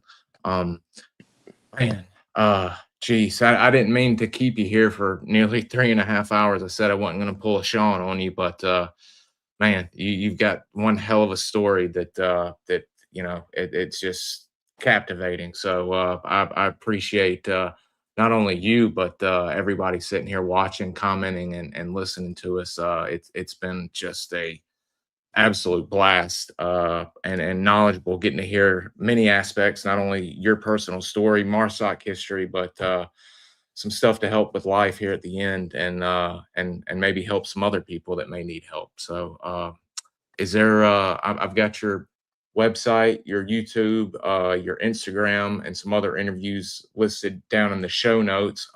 Is there anything else that I was forgetting, or that I needed to add in there that you wanted to add in, or does that cover your social medias?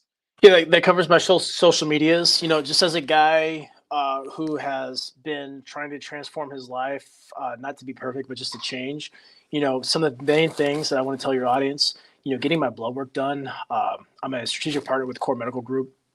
I've been a patient there since 2018. I was one of the first Marines that was on testosterone while active duty. So I've been on testosterone, I think, for 16 years now. I've been with Core Medical as a patient since 2018. And when I finally paid the money to invest in myself, and I got my blood work done, I already knew I had low testosterone, but they told me, they said, "Hey, did you know you had kidney issues?"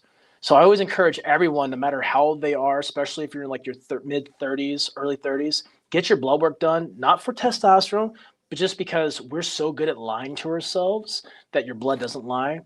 Then I'd leave people also with like, bro, how you think inside your head determines the reality that you see in real life, right? Like, they've done plenty of studies where they showed like there's like the plants where this plants gets classical music and praise and love, and these set of plants get like death metal and like just like crap talked, and like the one getting negative talk, they wilter and die. The ones being given love, they grow and flourish. They've proven how we're all vibration. When we talk to water emulates the frequency that we're seeing. So like, if you're 70% water, you have clearly an energy source into you. I mean, I've seen plenty of not trying to be a douche. I've seen plenty of dead people and sleeping people next to each other. Dead people look like they're soulless and lifeless, and sleeping people just look like they're a sleeping body. So it tells me, whether you call it a soul, a spirit, or whatever, that tells me that there's some type of energy force that keeps us functioning. And so if water holds the form of your frequency and vibration, and you're 70% water, and you're saying, "I'm not good enough in here," silently, your whole body hears that. You cannot give yourself and receive blessings in life when you keep a blinder on your own view, right? So like, "Oh, my life sucks. Nothing good ever happens to me." And I'm going outside. I'm saying, "Hey, man, that's a nice shirt you got on, bud." And you're like, "My life sucks. Nothing good ever happens to me." And I just complimented your shirt. But that's your mindset. Well, then when blessings truly come to you, you're not going to see them. And I suffered with that for 39 years of my life, where I didn't even see where my feet were at, bro. And I bet you anyone listening to this, no matter where they're at in life, financially, spiritually, physically, mentally, emotionally, if they just look where their feet are at, this is the most power you'll ever have, bro. And that's just a fact. I know it from real world experience on the battlefield, where if I don't move, I'm dead. And I know that in the real world experience as a civilian, where I'm like, bro, if I don't move, I'm dead. If I don't make changes, no matter how long it takes to make changes, I'm never going to change. Like, bro, I'll say it. Dude, I was like addicted to porn, like probably everyone else, for years. It took me 2.5 years to quit my addiction to pornography. But for 2.5 years, I actually tried. And it takes time. And so people, there is no Amazon Prime for your growth. There's no Amazon Prime for your success. There's none of that. Nothing worth anything comes easy. And where people get held up on their growth journey, or personal development, or business, or relationships, is that I'm changing, but nothing's changing. Dog, the world has to catch up to this vibration you're putting out there. You can change instantly. That doesn't mean your surroundings are going to change instantly. It doesn't mean you're not going to have struggles and hardships. It doesn't mean you're not going to be tested. It doesn't mean you're not going to be challenged. The thing is like, with each challenge, each test, guess what? If there was no redeeming aspects of life, you would never be given a challenge or an opportunity again. So these things, because I'm coming from a guy who's failed at so many things, my marriage, being a good husband, being a good father, being a good person, being a good friend, being addicted to pills, being addicted to porn, fucking drugs, like being that person, I'm like, I always was given a second chance. But the question was I going to allow myself to see the chance in front of me and actually not be afraid to stumble and fall. No one ever gets on a bike the first time and is a fucking perfect bicycle rider. I never got taught something in the military and I was like perfect at it, in fucking one day.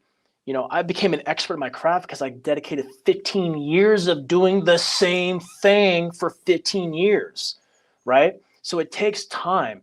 And so I just encourage anyone listening to this, coming from an imperfect person, I don't have all the answers. I only have my own perspective. But you got to keep on going, bro. You know, and it's okay that you stumble and fall.